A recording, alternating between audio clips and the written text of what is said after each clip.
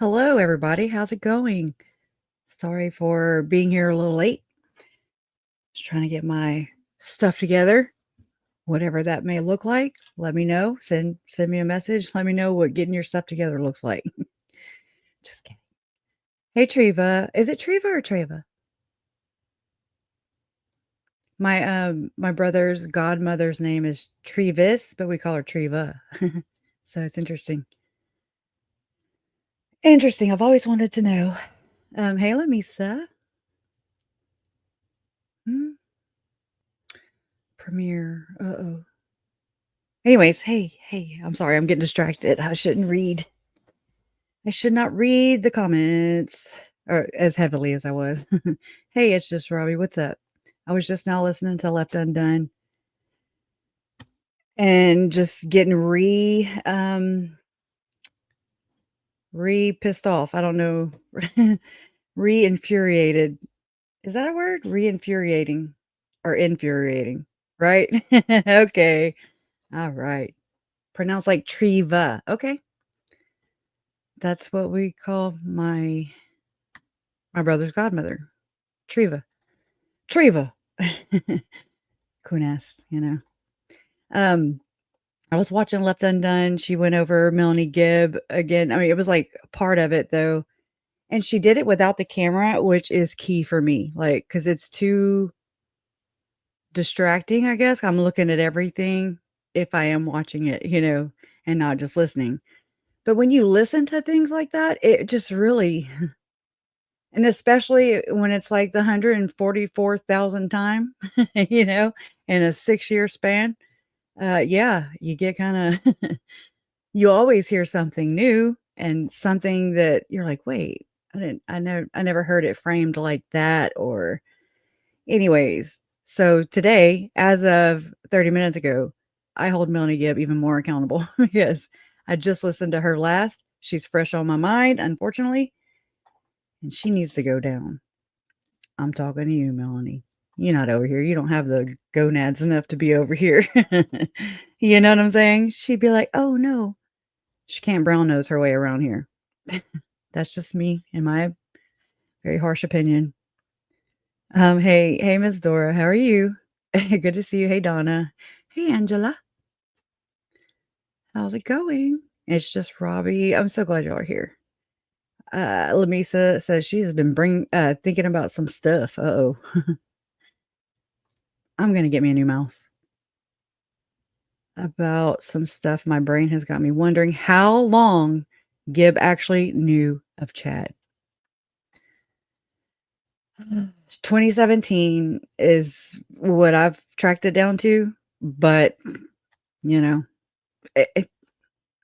you can never Melanie is like getting, just a straightforward anything from her is like nailing Jello to a tree or pick another substance just like it, and that's the end product is Melanie. Look, I know that I'm like, ADHD. My mind goes everywhere.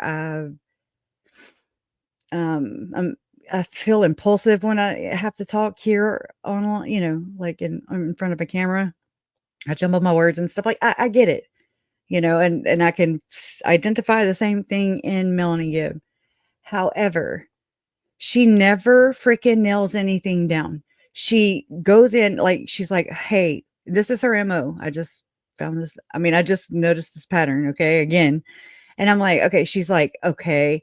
Well, he asked her a question and then she'll say, well, hold on. Let me make sure I have this together." She buys herself some time in order to get her stuff together, in my opinion. But what are you gonna do? Oh, I need to turn my damn speaker on. Or I'll be doing nothing but, just looking here. Hey. Oh, man. But Gibb lived in Arizona at one point, right? Yeah. She still lives in Arizona because her and David aren't so happy together, right? I believe that they got married because of that stupid thing what is it? Not a law, but a privilege, I guess, that you don't have to testify against your spouse. What about other people's spouses, you know? No, it just seems that way to me. They didn't get married. David and Melanie got married on the anniversary of Alex Cox's mm, suicidal, unaliving. I don't know. Natural causes. I don't think so. I mean, so they got married on 12/12 of 2020. Alex died on 12/12/2019. Okay. And then, yeah, remember she cracked that joke or tried to make herself, important, I believe it sounded like, and she's like, "Yeah, they're like 12 times 12 is 144," and she was like, "They need a" basically all of us, we need to get a life because we are just so nosy. We shouldn't be wanting to go over these things and question these people because, nothing to see here. Yeah, this is a good one. That's a good one. Sneaky. Yeah. What Gibb and Frankie have in common, they actually both hate kids. Chad too. Well, he don't hate his kids. But I mean, was he really, was he hands-on dad or was he in the cozy cone? That's a good question. I don't know. And if I were Tammy, I'd have all my kids, they were playing band instruments. Have y'all heard the what the Book of Mormon say? Do, do, do, do, do, do, do, do, do. Don't make me get it. I'll go get it right now. We all gonna get it stuck in our head. Jason starts singing it. He was like, "What the Book of Mormon say?" We're nerds, okay? Straight up, we're nerding out all the time. Okay, we're nerding out. We're making fun of these people all the time, but we are nerds, and we're nerding out on Emma Daybell singing "What the Book of Mormon say." I hope she was in the cozy cone because holy crap. I think she sang all the parts too. If I had to, guess. All right, let me get my mouse to work here. What the Book of Mormon say? Where you at, Emma? Go and wrangle it up, y'all. Get your earbuds, earmuffs, earplugs, or crank it all the way up while you're driving through somewhere. Or I don't know. Just make fun. Have fun. It's fun. Allegedly. Okay, there's one where they flunked me on the graphics because I used the ones from 48 Hours. Let me see if this one has music. Oh, it's on mute. Hold on, I haven't put it on there yet. No, that's just the graphics. Okay. Hold on, let me find y'all. I always gotta find you. And then hold on, it's coming, it's coming, it's coming. Y'all can look at pictures with me, okay? I always feel like I have to entertain you guys. I left my damn. Mm, mm. A long lighter, those long ones. They suck. Yeah, remember this? Remember this? Well, I mean, I made this, but this was her cover photo. Dog whistle much? Anyways, I'll try not to be too conspiratorial today or real. I don't know. It's just hard. It's hard to not just be real. That's the one I just played. Okay, but I have graphics, but oh well, we're just gonna listen to it. No, because I have the words. Hold on. We're not gonna half-ass it. Look at that face, though. Her nose, nostrils are flared up and everything. Yeah. Yeah. I have another theory for why her hair went blonde, but anyways, has to do with the occult. But what do I know? Mm, I'm sorry. And here, y'all. I'm gonna take it off though, so they don't nail me.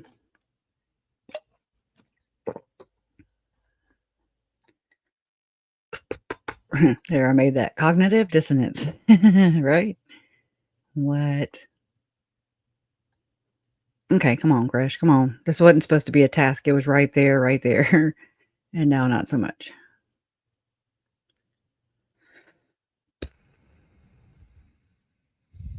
This is ridiculous. I don't think it even went back this far.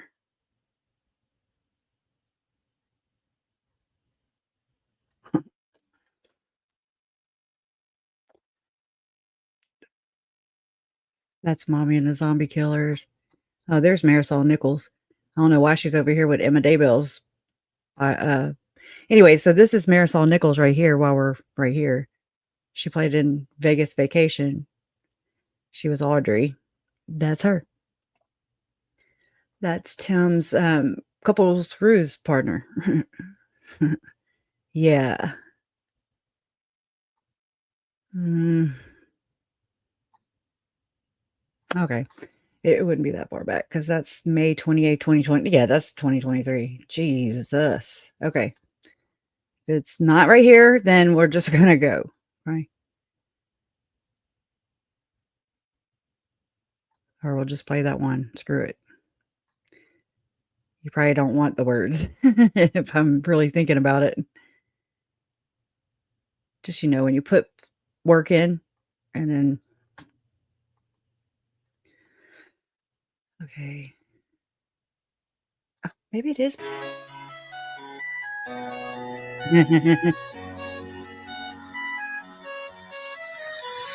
I'm sorry. Don't unsubscribe. Okay.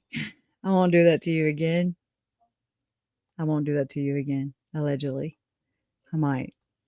It's just to wake us up. Okay. It's just to wake us up and to be thankful for, maybe the home we came from. And, I'm glad I didn't get that book. I'm glad that that book missed me. Anyways. All right.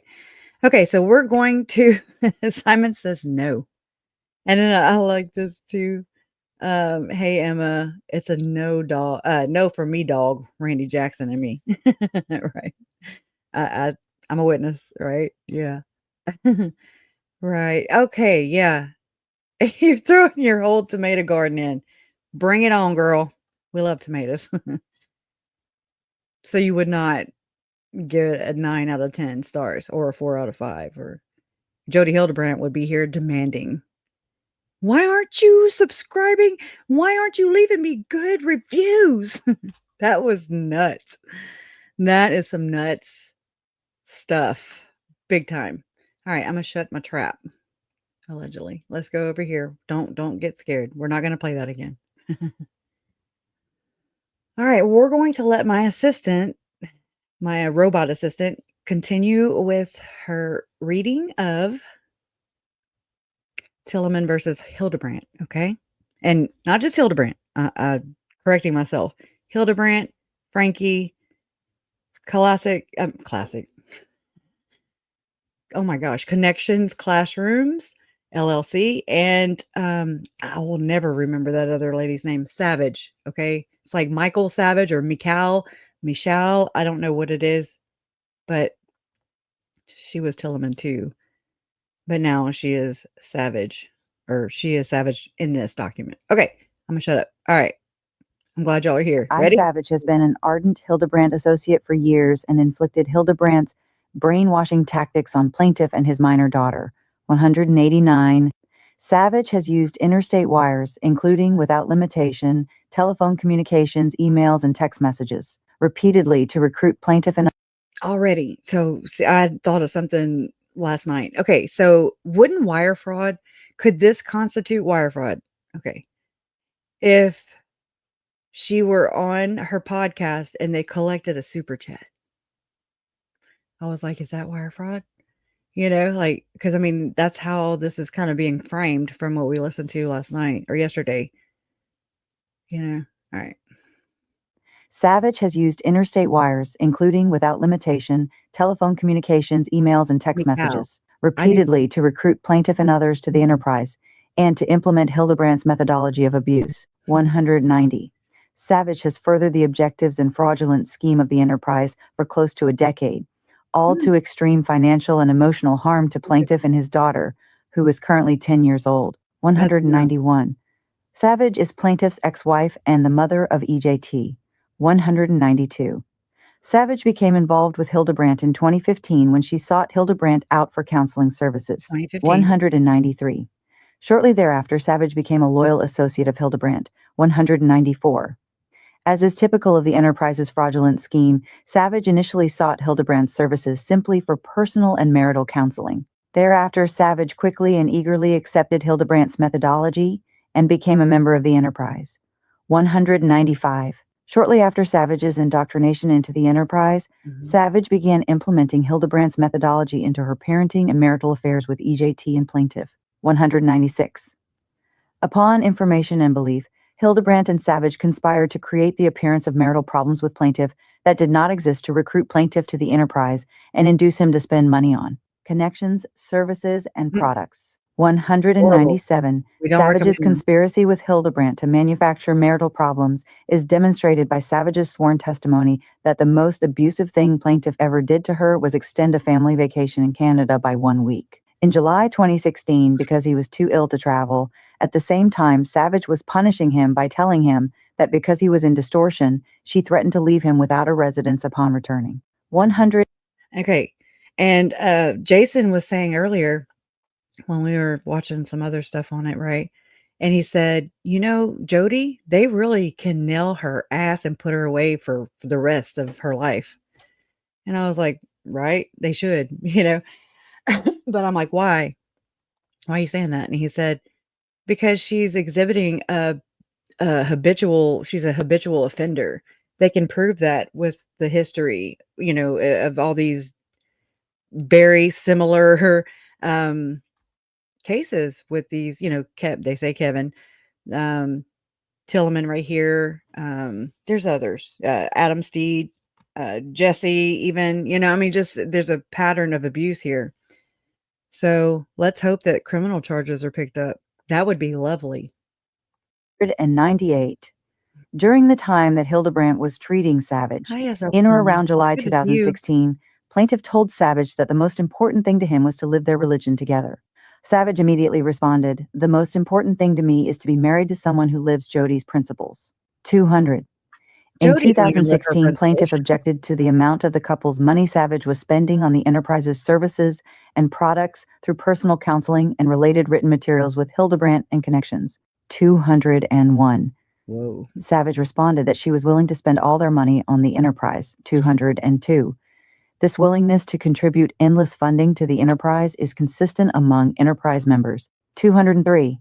During the course of their marriage, Savage spent approximately $5,000 of marital funds on services through connections, including without limitation counseling sessions with Hildebrandt, which That's were not my around $200 per individual session and $100 per month for group sessions. 204. Savage met with Hildebrandt individually, weekly, or biweekly. 205. Upon information and belief, Savage has at times directly influenced the Connections Coaching Instagram page, at least on one occasion providing her inaccurate account of a situation with Plaintiff in order to further the efforts enterprise to induce victims and members to spend money on connections, services, and products to the that's financial dirty. benefit of the enterprise. 206. Savage pressured Plaintiff to attend and pay for instruction at Connections with the enterprise. 207. At this time, Hildebrandt and Connections established a direct relationship with Plaintiff, which in turn established a duty for Hildebrandt and Connections to inform Plaintiff of material facts that would impact their relationship and the advice provided to Plaintiff and Savage by Hildebrandt and Connections. 208. Plaintiff felt he was being led into a cult, and upon researching Connections, discovered Hildebrandt's prior professional and illegal misconduct. 209. At all relevant times, Savage was and is aware of the illegitimacy and fraudulent nature of the enterprise and of Connections, services, and products. 210. As Plaintiff's spouse, Savage had a duty to inform Plaintiff of the illegitimacy and fraudulent nature of the enterprise and of Connections, services, and products. 211. Given the drastic and destructive impact the enterprise had on Plaintiff's and EJT's life. You know who else? Sean Reyes. Okay, come on. I just want to get him in everything because he is detailed herein. The illegitimacy and fraudulent nature of the enterprise and of Connection, services, and products was a then existing material fact. 212. At no time did Savage inform Plaintiff of the illegitimacy and fraudulent nature of the enterprise and of Connection, services, and products. Savage knew of this illegitimacy in part because, being so involved with Connections for months, she personally observed almost every family who used the program be destroyed by the enterprise, and because Savage also observed The psychological torture inflicted victims of the enterprise, 213. At all relevant times, Hildebrandt, acting individually and on behalf of Connections, was and is aware of the illegitimacy and fraudulent nature of the enterprise and of Connections' services and products. 214.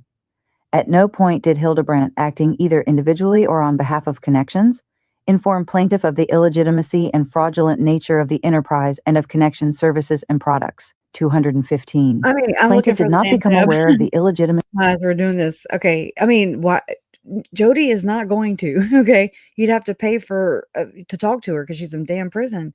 And I mean, like she's going to. It's the only thing that's going to be put in commissary or money into her commissary if she even does. I don't. She does she have to pay restitution? Do y'all know by chance? I'm just wondering. Also I was listening to just reminded me Left Undone, playing Melanie Gibb's interview, and she said that Melanie Gibb's book, Feel the Fire, she found it online used right now for $58. 58. Y'all, that book is not worth 58 cents, much less $58. That is so trashy and enraging. It's yeah, let me just push play because it's gonna piss me the hell off. Plaintiff did not become aware Ugh. of the illegitimacy or fraudulent Excuse me, nature of really the quick. enterprise until the arrests and subsequent sentencing of Hildebrandt and Franke in August 2023 and February 2024, Feel the respectively. fire. 216. Given the depravity of the actions that resulted from Hildebrandt's Feel the and fire. Connections' failure to disclose the material fact of the illegitimacy and fraudulent nature of the On it enterprise means and Connections' services and products, as detailed in paragraphs 218 through 371 herein, Hildebrandt, acting individually and on behalf of Connections, did engage in actions that were willful, malicious, and intentionally fraudulent, or at the very least, constitute a knowing and reckless indifference toward and a disregard of the rights of plaintiff and EJT. 217.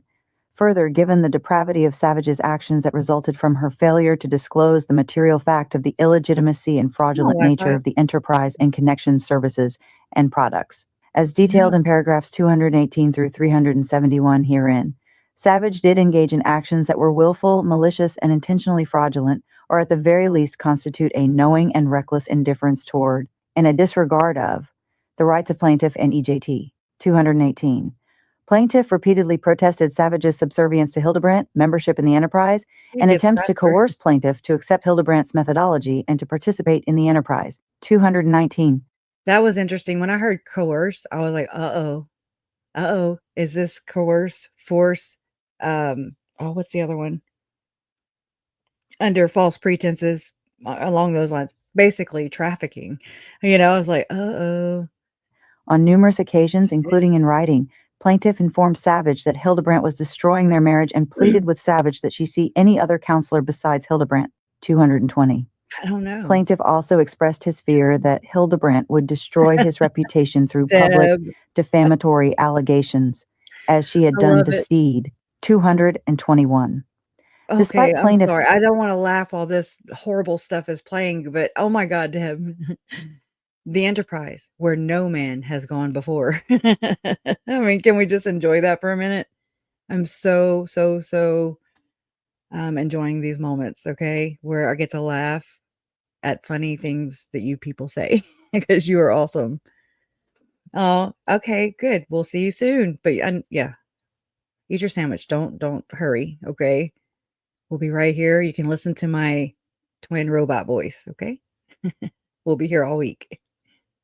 protestations, Savage declared she would spend all of the couple's money on the enterprise and Connections services and products and would stay married to plaintiff only if he declared unwavering allegiance to Hildebrandt's methodology, precisely what Steed's ex-wife did to God, him at Hildebrandt's instruction. that that was 222. nasty Savage what he admitted did, to plaintiff what that they did. Hildebrandt told her that plaintiff was addicted to pornography, despite Hildebrandt never having met plaintiff or spoken to him. 223.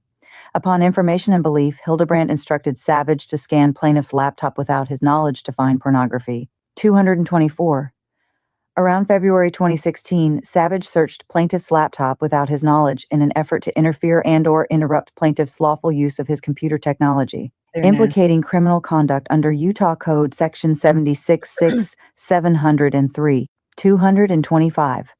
Plaintiff's computer was not marital property. Plaintiff purchased the computer before the parties were married. 226. I mean, this is something that Brandon and Melanie Pulowski have been, that I mean, there was a whole charge and everything, felony for the Melanie, right?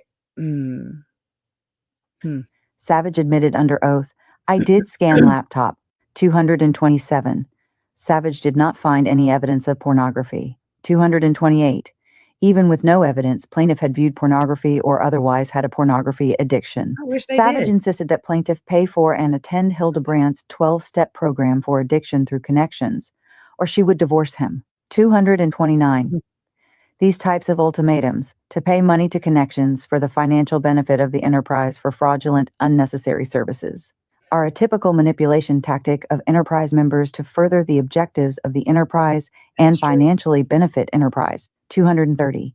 Savage claimed that if plaintiff was not addicted to pornography, he must be addicted to something else. 231.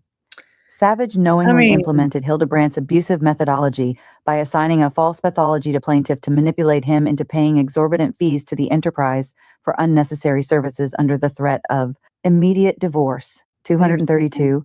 Savage's intentional actions detailed in paragraphs 189 through 231 herein constitutes willful, malicious, and intentional behavior, or at the very least constitutes a knowing and reckless indifference toward, and a disregard of, the rights of plaintiff. 2. Savage unlawfully restricted plaintiff's access to EJT under the ultimatum that plaintiff submit to enterprise membership or face divorce and loss of custody. 233.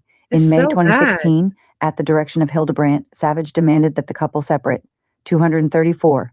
At this time, Savage also unilaterally and unlawfully dictated plaintiff's visitation with EJT, who at the time was around 18 months old. 235. The time Savage afforded to plaintiff with EJT was substantially less than the statutory minimum parent time guaranteed under Utah Code Section 81-9-304. 236.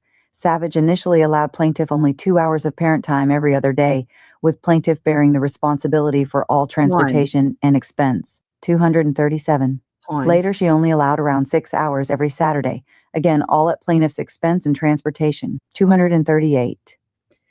In May 2016, when Savage unlawfully restricted plaintiff's time with EJT and then demanded that she and plaintiff separate, Savage provided plaintiff with ultimatums to comply with or otherwise face divorce. 239. Savage's actions demonstrate her commitment to the enterprise and her implementation of Hildebrandt's methodology. 240. Specifically, Savage made the following demands on plaintiff, all aimed to either financially benefit the enterprise or coerce plaintiff to join the enterprise. A. Attend the Connections 101 class to learn principles of truth in a group setting. Here, Savage attempts to coerce plaintiff into spending money on the enterprise's fraudulent services, thereby attempting to financially enrich the enterprise. B. Experience godly sorrow for every neglecting and abusive behavior. Be able to articulate what godly sorry means and describe what your godly sorry has felt like for every abusive behavior. Hildebrandt and other members of the enterprise conspire to coerce husbands to falsely confess to abuse in order to cut them off from their children. Here, Savage conspired with Hildebrandt to coerce plaintiff to falsely confess to abuse so that he could see his daughter and avoid divorce. C. Find and utilize a sponsor and be able to identify and eliminate pride, manipulation, codependent, and controlling tendencies. Here, Savage utilizes Hildebrandt manipulation techniques to ascribe plaintiff with a non-existent pathology to coerce him into spending money on fraudulent enterprise services. Such pathologies include addictions and alleged abuse that plaintiff never exhibited or engaged in, including a control addiction. D. Identify the harmful behaviors you experienced in your family of origin 100%. and emotionally damaging behaviors which are current within that family. Also prove to me by your actions you will sever yourself from these behaviors and lifestyles. Here, Savage implemented Hildebrandt's methodology to isolate plaintiff from his family and thereby make it easier for Savage to manipulate plaintiff into enterprise membership. 241. In July 2016, in one of the many instances in which Savage used interstate and/or foreign wires to further the enterprise's fraudulent objectives, Savage demonstrates her commitment to the enterprise in an email to plaintiff. Mike, what I hear you say is, the bad Mike is dead and the good Mike is in full swing. I will hold you accountable for your behaviors to align with what you are saying. But if you are where you say you are, you will be willing to step into the truth and stay there. Partnered with God, I will be the judge of where you are. And What? although I am so hopeful about what you say, your behaviors will be the real manifestation of it. When you come home, I hope you are prepared to show me in your actions you are in real recovery. 242. Savage's Pack your shit. communication demonstrates her adherence to Hildebrandt's methodology and her implementation of the enterprise's tactics to manipulate victims into enterprise membership to further the fraudulent financial scheme of the enterprise. Savage implies that plaintiff must be saved from distortion through punishment to be in truth, as defined by Hildebrandt. Savage alleged that plaintiff had a non-existent addiction that could only be absolved by purchasing services and products through connections. And Savage instructed that plaintiff can only remediate his relationship with Savage by adhering to Hildebrandt's methodology, purchasing services and products through connections, and pursuing membership in the enterprise for the enterprise's financial benefit. 243. On or around September 5, 2016, plaintiff's mother invited him to Arizona for her birthday and Labor Day. 244. Utilizing a tactic of the Hildebrandt methodology, Savage told plaintiff that seeing his mother would be abusive, and that he could see EJT if he did not see his mother. 245. Plaintiff Whoa. decided to stay in Utah to see EJT, and Savage told plaintiff that she was proud that plaintiff did not see his family. 246. Ultimately, Savage did not allow plaintiff to see EJT and ignored his communications and requests to see his daughter. 247. Savage unlawfully dictated limited parent time between plaintiff and EJT until mid-September 2016, when she unlawfully and completely deprived plaintiff access to EJT. 248. Specifically, on September 17, 2016, Savage illegally and completely restricted plaintiff's access to EJT. 249. Over the next week, plaintiff texted Savage multiple times asking to see EJT, repeatedly informing her that her behavior violated his and EJT's legal rights. Oh my Savage God. nonetheless She's a continued to monster. They're completely monsters. restrict plaintiff's access to EJT. 250. As a result of Savage's unlawful behavior, plaintiff was unable to be with EJT for weeks, necessitating plaintiff seeking emergency legal relief to regain access to his daughter. Oh my God. 251. At one point during this time, around September 17, 2016, Savage texted plaintiff the following: in yet another implementation of Hildebrandt's methodology necessitating the infliction of pain, Michael, I can imagine how hard this is. It must be very frustrating and painful. Uh-uh. 252. In October I don't 2016, like this after person. Savage unlawfully prohibited plaintiff's access to EJT, plaintiff filed for divorce and an emergency injunction to protect his parental rights. 253. When Savage learned that plaintiff was preparing for divorce, she again weaponized Hildebrandt's methodology and manipulation tactics against plaintiff. 254. Specifically, Savage pled with him multiple times, saying she would do anything to save the marriage. 255. She would? Wanting the best life for his daughter, plaintiff took Savage at her word. Plaintiff informed her that he was willing to reconcile if, among other things, the couple looked to their church leadership Conditional. for guidance instead of Hildebrandt and the enterprise. Savage Wow. agreed. 256. Just The like next the morning, troll. Savage, after meeting with Hildebrandt and at Hildebrandt's instruction, rescinded her agreement. No. 257. Savage claimed she would not meet plaintiff's reasonable requests about eliminating the enterprise's influence on their lives, including discontinuing financial payments to connections for the financial benefit of the enterprise because her girls need her, meaning she could not abandon her fellow female enterprise members. 258. Go. Through Bye. Savage's walkback of their agreement, Savage demonstrated unwavering commitment and loyalty to Hildebrandt, the enterprise, and its fraudulent scheme. 259. Around this time, Savage had also coerced plaintiff to meet with a social worker, Ted Jaron, under the threat of divorce. 260. Let me know if my Savage internet's confirmed not under good. oath that she threatened plaintiff with divorce if he did not attend counseling with Jaron. 261. At Savage's insistence, on September 22, 2016, plaintiff met with Jaron. 262. Baron, Shortly maybe? thereafter, on or around September 28, 2016, Savage threatened plaintiff that if plaintiff did not consent to the disclosure of his records from his meeting with Jaron to Savage, she would not permit plaintiff to see EJT. Oh, what? Hold 263. on. Upon I missed information that. and belief, As you Hildebrandt can see. instructed Savage to utilize this manipulation Okay. at Savage's insistence on September. Ooh, calm down, Robot Crusher. Okay. Shortly thereafter, on or around September 28, 2016, Savage, that's the lady, threatened plaintiff, Michael, that that if plaintiff did not consent to the disclosure of his records, if you don't give me consent to your records, okay, from his meeting with, so she wanted to know so bad how his meeting went with this therapist. And if you don't, it's all conditional. Everything's got to be my way or the highway. Imagine how cocky and empowering. We saw what Ruby looked like. Okay. I mean, she snarled at Kevin during one of their, which I mean, I'm not saying he didn't deserve it, but at one of their jailhouse calls, Ruby's to Kevin. And she was like, you know what that's like, like basically, it's like you could tell she was like talking down on him. And that's how I took it. I could see her like, just kind of doing like when Lori does too, just looking down at everybody. They're superior, they're exalted, you're not. Shortly thereafter, on or around September 28, 2016, Using their child Savage threatened Plaintiff that if Plaintiff did not consent to the disclosure of his records from his meeting with Jaron to Savage, she would not permit Plaintiff to see EJT. 263. $5 million Upon information and belief, deal. Hildebrandt instructed Savage to utilize this manipulation tactic to keep Plaintiff attached to the enterprise through Savage and EJT. 264. Plaintiff did not consent to the disclosure of his records from his meeting with Jaron. 265. Notwithstanding the lack of consent, Jaron knowingly violated Plaintiff's HIPAA rights after this meeting, calling Savage and reporting false information to her despite Plaintiff informing Jaron repeatedly that he was not authorized to discuss Plaintiff's confidential information with anyone. 266. Jaron provided all of Plaintiff's records to Savage despite Plaintiff telling him he was not authorized to do so.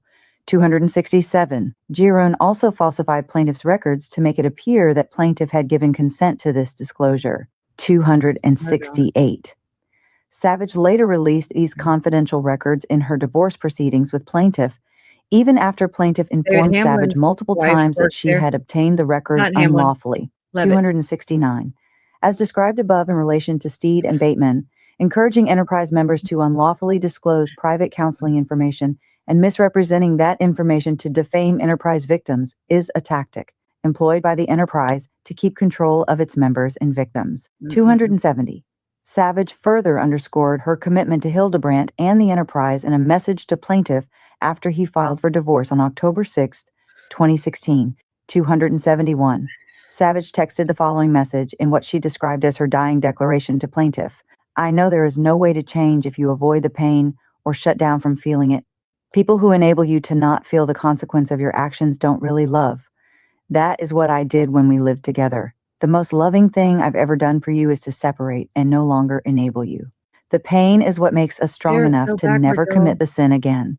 I know we will never have that strength to change unless we feel the pain. I give it as my personal opinion that I believe you haven't really felt that because I've seen you shut down from feeling pain and I haven't seen that you felt the joy of repentance. That makes me sad. I know what joy is waiting for you that you have chosen not to enjoy. 272. This message again demonstrates Savage's commitment to Hildebrandt's methodology, particularly through use of enterprise vernacular, and her implementation of the enterprise's tactics to manipulate victims into enterprise membership to further the fraudulent financial scheme of the enterprise. Savage implements the enterprise's belief in the infliction of pain to achieve manipulation of enterprise victims into financially enriching the enterprise, and use of isolation as a form of victimization and coercion. 273. Plaintiff and Savage were awarded a bifurcated decree of divorce on March 13, 2018. 274. After their divorce was finalized, Savage's commitment to the enterprise only deepened, and Savage began implementing the enterprise's objectives of child abuse and child torture with EJT. 275. Through her implementation of the Hildebrandt's methodology, Savage actively and intentionally commits aggravated child abuse against EJT. 276. Savage's intentional actions, detailed in paragraphs 233 through 275, herein constitute willful, malicious, and intentional behavior, or at the very least constitute a knowing and reckless indifference toward, and a disregard of, the rights of plaintiff. 2. Savage's implements the enterprise's tactics of child abuse. 277. EJT has experienced aggravated child abuse while under Savage's care. Savage has abused and tortured EJT. 278. Infliction of aggravated child abuse and child torture is a central tactic of Hildebrandt's methodology and a main objective of the enterprise. 279. In Right. 2017, shortly after plaintiff filed for divorce in October 2016, EJT began returning from Savage with unusual injuries, including, without limitation, a laceration spanning EJT's entire right hamstring, a large dark bruise inside her thigh, a That's dark no. purple bruise over a Mhm. whole toenail, and long lacerations on her chin and neck. Nope. 280. For plaintiffs and Nope. EJT's safety, plaintiff and Savage's parent time exchanges occurred at a police station That's by what we court did with order. his. 281. On September 30th, 2017, EJT returned from Savage with a large bruise next to her left eye. Nope. 282. Concerned about No. such a drastic injury, plaintiff sought police intervention immediately following Savage's drop-off of EJT at the police station where Savage and plaintiff conducted their parent time exchange. 283. When asked what happened, EJT told multiple police officers that mommy did it. Responding officers were concerned enough that they called the 01 call DCFS worker to investigate. Glad. After this, Savage instructed EJT not to talk about EJT's injuries lest Savage be investigated by the police. 285. Savage ignored a court What? order that That's required so her to jacked discuss with up. plaintiff any injuries to EJT within 48 hours and later confirmed under oath she violated this order. 286. In Savage's abuse of EJT, she exhibited adherence to the Hildebrandt methodology, physically abuse her child, then refused to provide any information to plaintiff about the abuse, and then Hey, punished baby plaintiff girl. for attempting to protect his child from abuse. 287. Like victims 1 and 2, EJT exhibited evidence of malnourishment, which plaintiff addressed with No, he Savage. was bad. 288. On Oh, February EJT. 2nd, 2018, plaintiff communicated to Savage, the past 5 or 6 times I've picked up from you, the first time she goes to the bathroom, her urine has been very dark. Could you please make sure she is sufficiently hydrated when she is with you? 289. Savage did not respond. 290. In the fall of 2018, EJT sustained bruising under her right eye while in Savage's care. Okay, left eye, 291. right eye. Savage told police that EJT fell on a banister while unsupervised. 292. Dr. Jeffrey Penman, a board-certified pediatrician who later treated EJT, indicated that children are not normally injured near their eye. 293.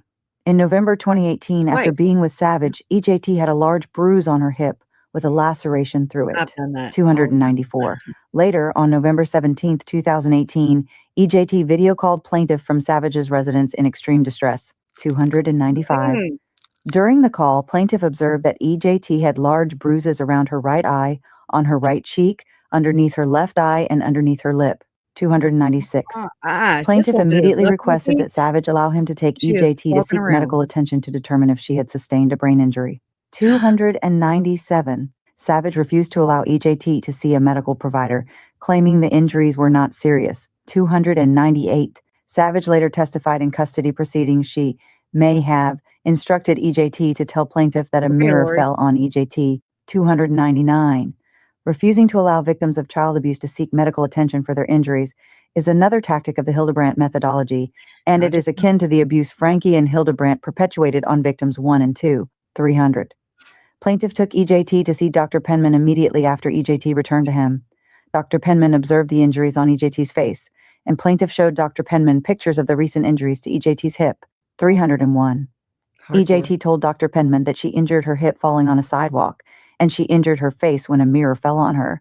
My Dr. Penman God. reported EJT's face and hip injuries to Ooh. DCFS because the explanations were inconsistent with the injuries. No. 302. Upon information and belief, DCFS contacted Savage about EJT's injuries. And her husband. 303.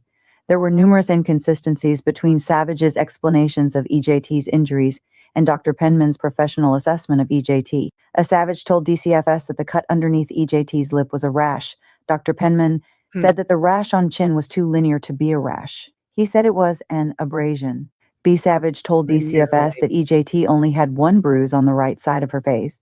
Dr. Penman said that the right eye actually had a bruise above and below it. C. Savage told DCFS that EJT received the cut on her hip by falling from an ottoman onto a jewelry box. Dr. Penman said that the bruise on her hip could not have happened from falling off an ottoman, adding that she would have had to fall a long ways to get a bruise of that size. This was also inconsistent with EJT's account of falling on a sidewalk. D. Savage told DCFS a mirror fell on EJT while she was unsupervised. Dr. Penman said it was unlikely that a True. flat surface would cause a bruise above and below the eye. That's a E. good Savage one. told DCFS that the Oh, mirror yeah. weighed 20 pounds, but later testified that it weighed 60 pounds. Dr. Penman testified that the allegation that this mirror caused the injuries was inconsistent with what he observed.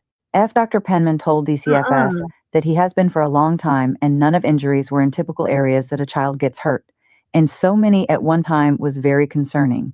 This is 304. crazy. Only weeks later, EJT returned from Savage with a welt on her forehead, which Savage covered with the largest type of Band-Aid type adhesive bandage when she sent What are EJT they to Plaintiff. doing? 305. Never Dr. mind. Penman's colleague, Dr. Benjamin Greenfield, treated EJT. 306. Dr. Yeah, Greenfield told there is. Plaintiff that whenever Plaintiff is concerned about abuse, he should contact DCFS and have EJT seen by a physician. 307. In November 2019, EJT returned from Savage with a goose egg on her forehead and a laceration through it. Wow. 308. Plaintiff immediately took EJT to the emergency room. The ER physician recorded that EJT stated that she was playing on some large rocks and she fell forward and bumped her head. She is unable to tell me what happened. 309. In February 2020, EJT returned from Savage with a large dark bruise covering nearly her entire upper right hamstring.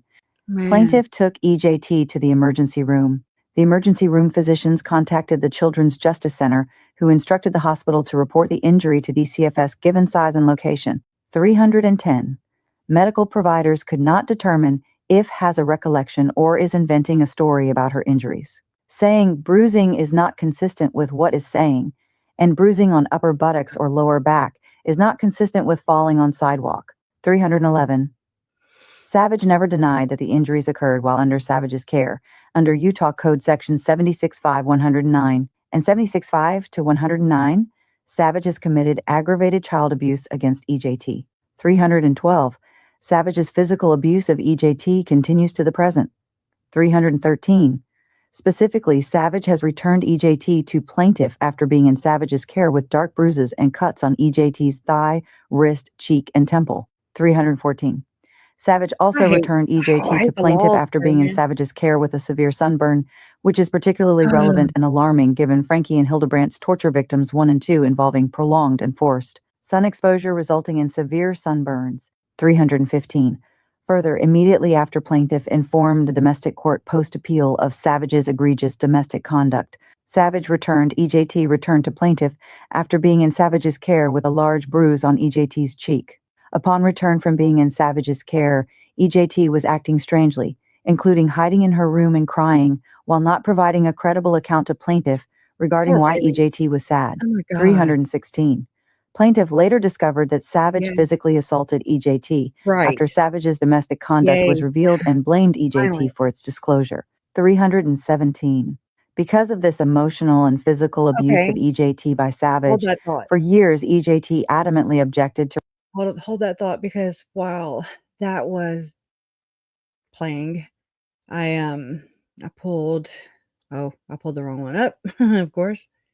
And I'm not used to using this. Okay, go to download. I'm not used to doing this.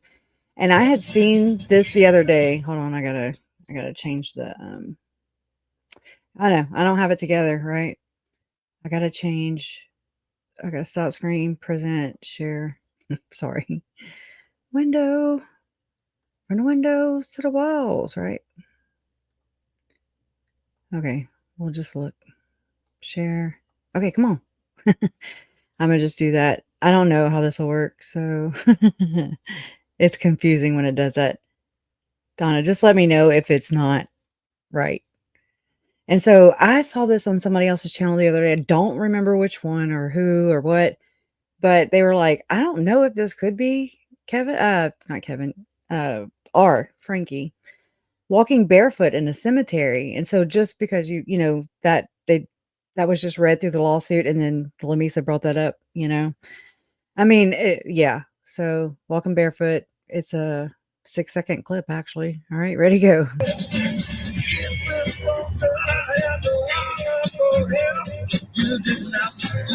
Oh, goodness. So they're jamming. But you did, but you did, but you did.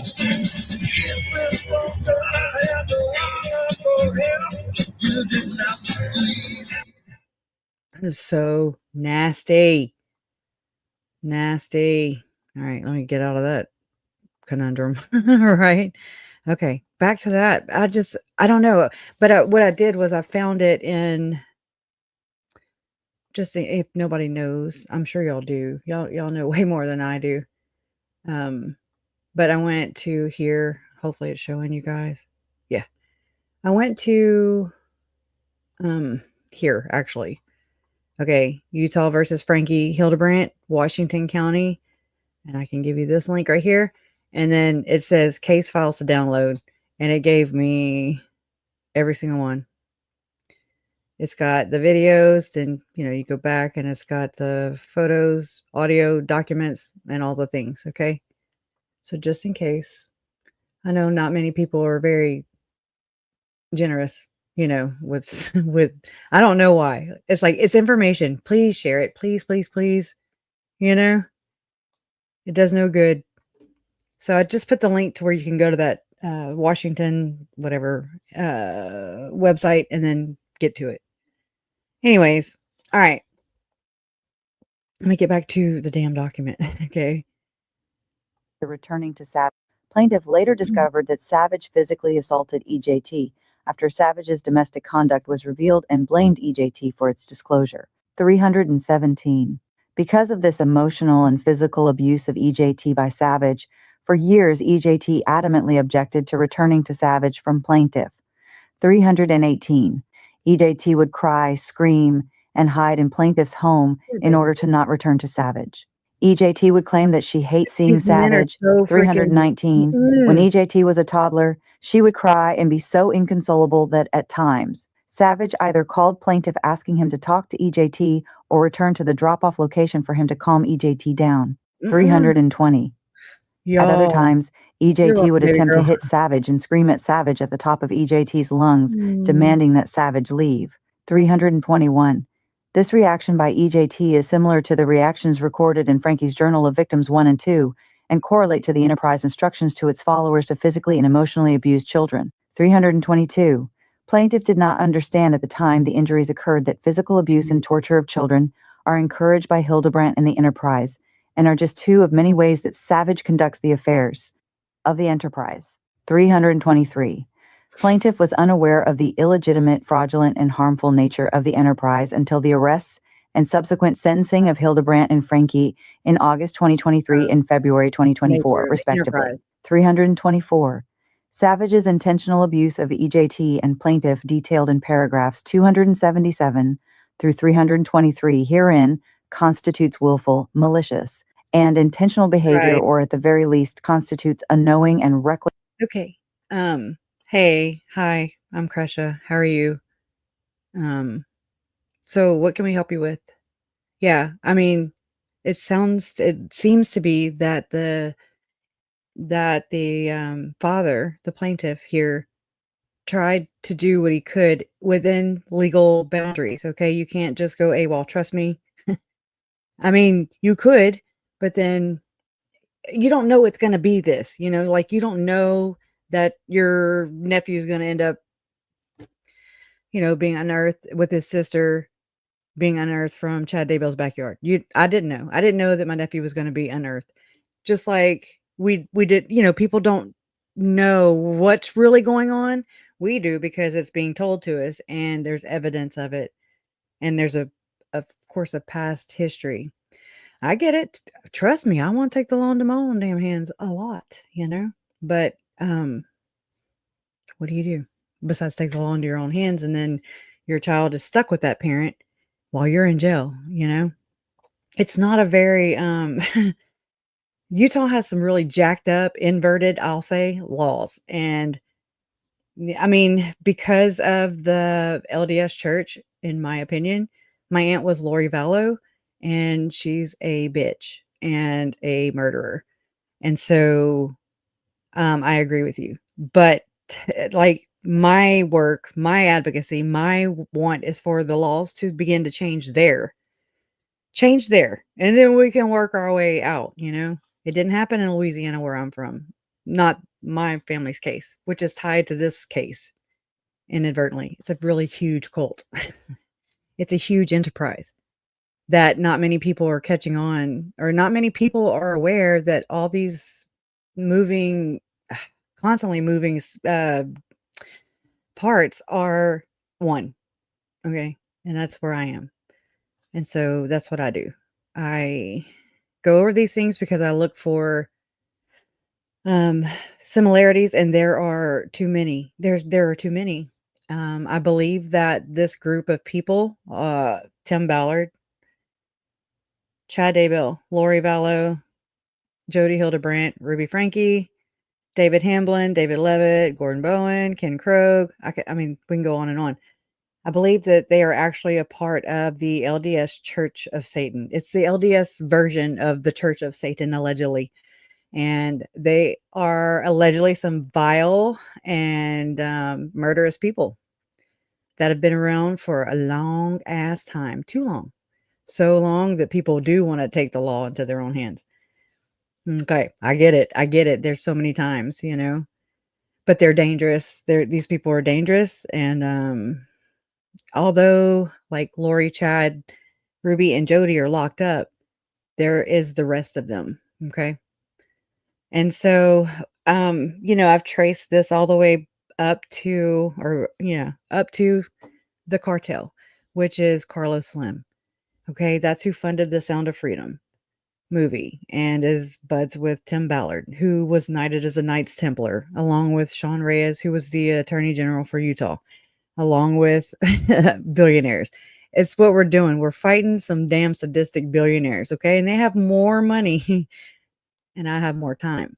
So, what do you do? I don't want to be murdered. 3 people in my family were murdered back to back.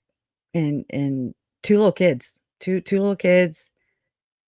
My uncle, Chad Daybell's wife, was murdered, and probably her husband before, probably Lori's husband before my uncle.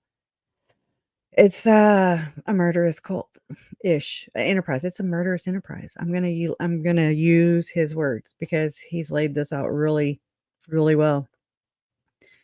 And so, like, yeah, I mean, Charles had to adhere to that, to these kind of laws, right? So did Brandon. Thank God for Brandon kicking it into gear, because all these women were losing their effing minds. They were losing their shit, and they have not gotten it back yet. Still, after jail, after being sentenced to fucking prison, after hurting or unaliving, murdering your kids, and they're just like, trying to proselytize. My aunt's trying to she is representing herself in the murder trial against my uncle, which is next month. I'm like, what?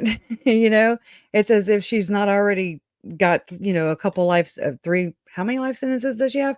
3 or 5? I forget. And I'm just like, what is this crazy heifer doing? Okay. She just wants out of the cage, I guess. I don't know. I also, I wanted to ask you guys this. If y'all maybe think that Lori is doing this, so to speak, representing herself in order to be able to have access to her mom and Summers in some little, I don't care, little side chat, when they go and support her at the damn courthouse, but they never showed up anywhere else. Wondering. Yeah, oh yeah, Brennan Boudreaux was almost murdered. He was shot at. He's the only living survivor out of this. And this started back in in the my family's case, this leg of it, so to speak, I guess, I don't know how else to word that. That started happening. They shot my uncle and killed him in Arizona in July 11th, 2019. And then Lori moved with the kids, got rid of everything that JJ and Tylee loved, needed, for support, comfort, stability, all the things. And then I mean, took away Tylee's electronics. I don't think JJ had his, maybe, unless she needed it to babysit, right? And then you have, I mean, she just stripped them steadily, steadily. I mean, even so much to changing Tylee's bank account and into her name.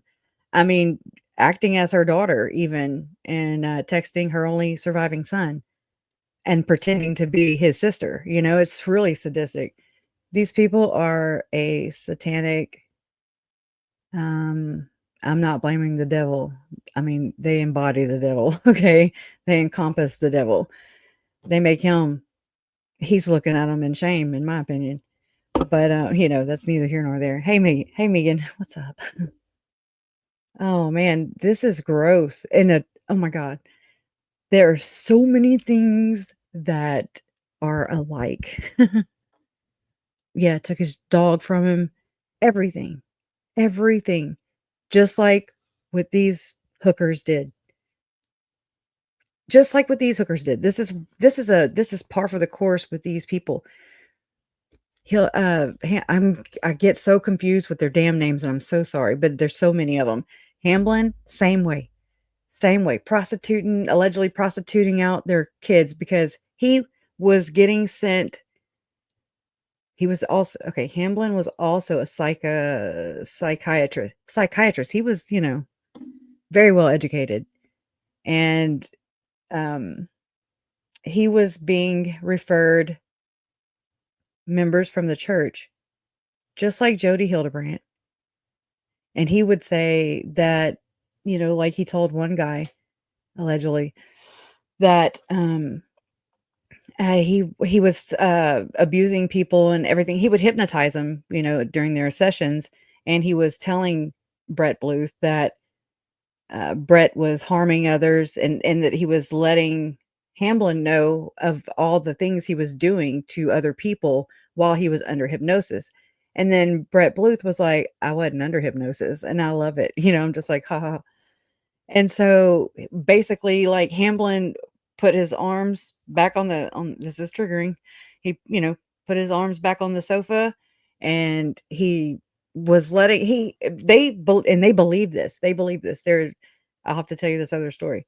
But Hamblin believed that he could cure everybody with his sperm because it was righteous. It's righteous. It is still righteous, I guess. And the only person in jail in that leg of the case is Roselle, Anderson, Hamblin, Stevenson. It would help if they stopped changing freaking names. She's the only one that's still incarcerated right now. And these crimes stretch back all the way to the early 90s. I'm sure before that. I mean, I can just about imagine. And these are his 3 daughters that he's already admitted to harming. Um This is some nasty stuff. Well, that whole thing about the righteous seed that we were just talking about, there's another story I read a couple days ago where there was a tree that was dying and anyways, and I don't remember which victim statement I found it in, but it was one of his daughters allegedly, where he was like, "Okay, Hamblin," they went to the store and they got some stuff to treat the tree, and then he proceeded to share his righteous seed. I'll just leave it at that, on the tree. Okay? So, and they're all into healing. This is what this is. Every one of them are healing. Jodi's healing. Ruby is healing. Pam Bochner. Lori and Chad were over healing and music. Okay?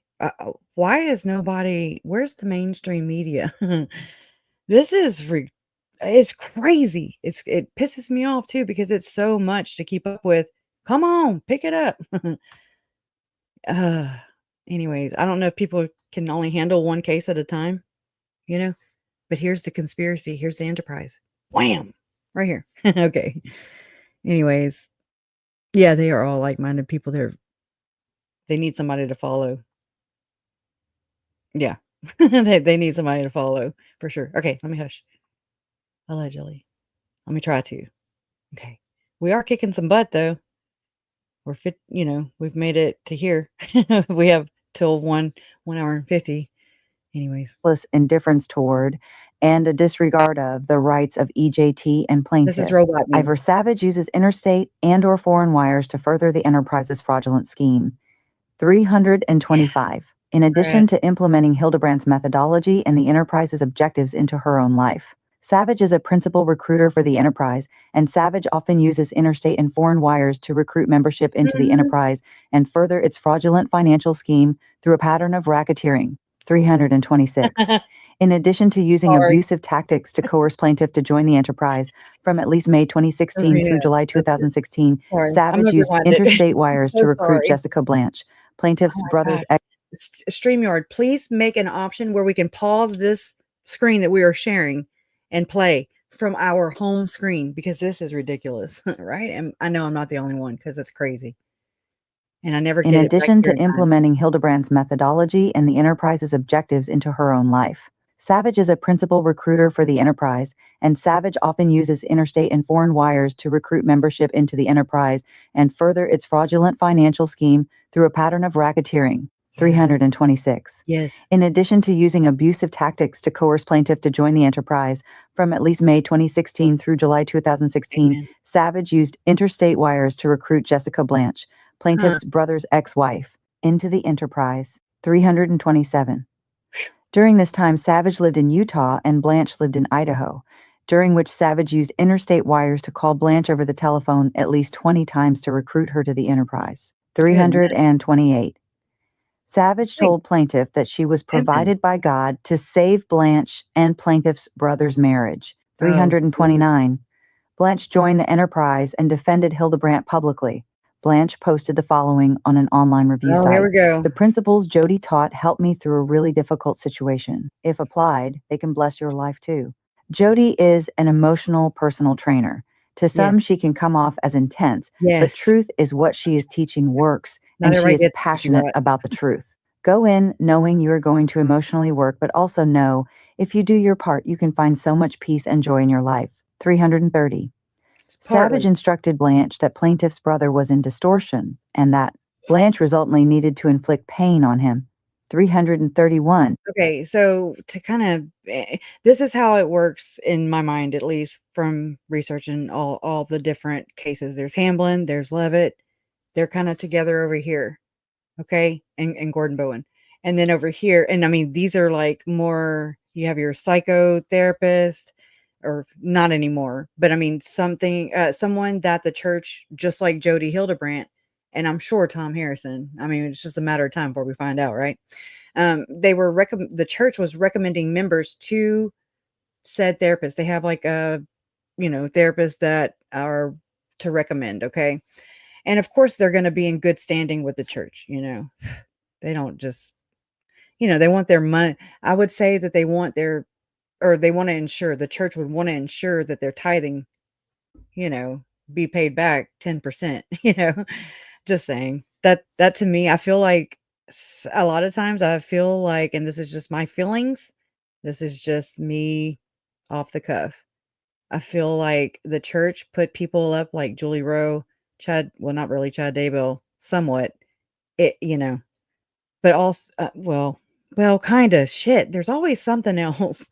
Anyways, but like put Jodi up, put Tim Ballard up, put uh not well Ruby Frankie, yeah, because her platform had amassed a huge following. Okay. But just basically okay, the CIA, you ever heard of them? Take what like they do and how they always have like front organizations, okay? And then there's always some really nasty shit going on in the background. That's this, okay? That's what this is. And the really nasty part of this are the murdered people, from Lori and Chad's end of this conspiracy, this quote unquote alleged conspiracy that I'm alleging or theorizing. Okay? And then you have this one who is, I'm sorry, I keep using the same damn things. I don't change them out that often. But I mean, he's being Tim Ballard right here, holding up the Satan horns right there. He's saying, oh, while he's sitting in President Trump's office, he's saying, quote, the women that are suing him are saying, quote, the anti-traffickers are the traffickers, meaning they're accusing Tim and OUR and all the other cohorts around him of sex trafficking people, women, while they were actually trying to saved children, but there were never any children or people that they saved. But they amassed like hundreds of millions of dollars, okay? And so that, and then we have a 2019 whiteboard meeting that was reported on by Lynn Packer, and it was really comparison to what I would consider like it looked like, there's Tim Ballard's down here, like his timballard.com is like down here at the bottom of the whiteboard. And then up here you have like all these different other little like nonprofit organizations. And then he drew like things and to where it would look like it appeared it was flowing into solely, the goal. It looked like, according to this photograph of the whiteboard meeting, the alleged whiteboard meeting, one of them, that the money had gravity and it was going down to the bottom, which is where Tim Ballard, you know, he's gravity, so he's collecting. Allegedly. I don't know. Do your own research. But apostles are alleged to be involved in the church. This is the church hierarchy. And I mean, it's basically nowadays, it's like modern Mormon mafia, straight up. Gang, gang, that's what this is. And there's all kinds of, he's a therapist right here. This is Tom. And Visions of Glory has been found on my aunt's person right here. This hooker in the stripes. And then that's my mom right here to the left. And this is Brandon right there. And that's her. And because she thinks that she's smarter and knows everything. And that's her with a bulletproof vest because obviously they feared for her protection. But this is what they're really doing. They are Latter-day Satanists, but they act like they are good Latter-day Saints, like good church members that really worship Jesus, except they don't. I am proposing that they don't. I don't think that they are. Obviously. Ye fruits, ye shall know by ye fruits. I am not LDS, never have been. Megan has been. Megan is Lori's cousin, Alex's cousin. Adam, she's Lori's cousin. And she's left the church, and I'm grateful for that, right? But yeah, so this one man here in the middle, that's Tom Harrison. He platformed this Ruby Franke right here to the right of him. Not Ruby, that's Jodi. Jodi Hildebrandt right there to the right of him, or to my right. And then Chad Daybell right there, he got sentenced to death for killing my nephew, who was 7 and had autism, and for killing Lori's other, she had 2 kids that were murdered. And so they conspired and first degree, in there, to murder Tylee, who was 16 years old. That was JJ's older sister, his big sister. And she was just about 2 weeks maybe away from her 17th birthday. Yeah, and dismembered her. I'm sorry, but it's the truth. It is. I don't ever water that down because everybody else does. Everybody else does, and everybody seems to forget who's at the heart of this. And yeah, and then Tammy was, murdered as well. That would be Chad Daybell's wife. She's not on this picture, Then there's Julie Rowe over here. I believe that all these companies, all these nonprofit organizations, all these business-like models, these proselytizing, so to speak, nonprofit organizations and or business ventures began because I believe maybe did Tom Harrison or somebody above Tom Harrison assign missions to every one of these criminals, alleged criminals for some of them? For now? Okay. I mean, because Julie over here to the left, she was, she had a whole, it's called the Greater Tomorrow Relief Fund, which is now, I think, defunct, right, Megan? Well, but she was, her nonprofit, her mission was to help those who were being soul trafficked, and I'm not playing. Soul trafficked. You can't prove that. How do you prove that?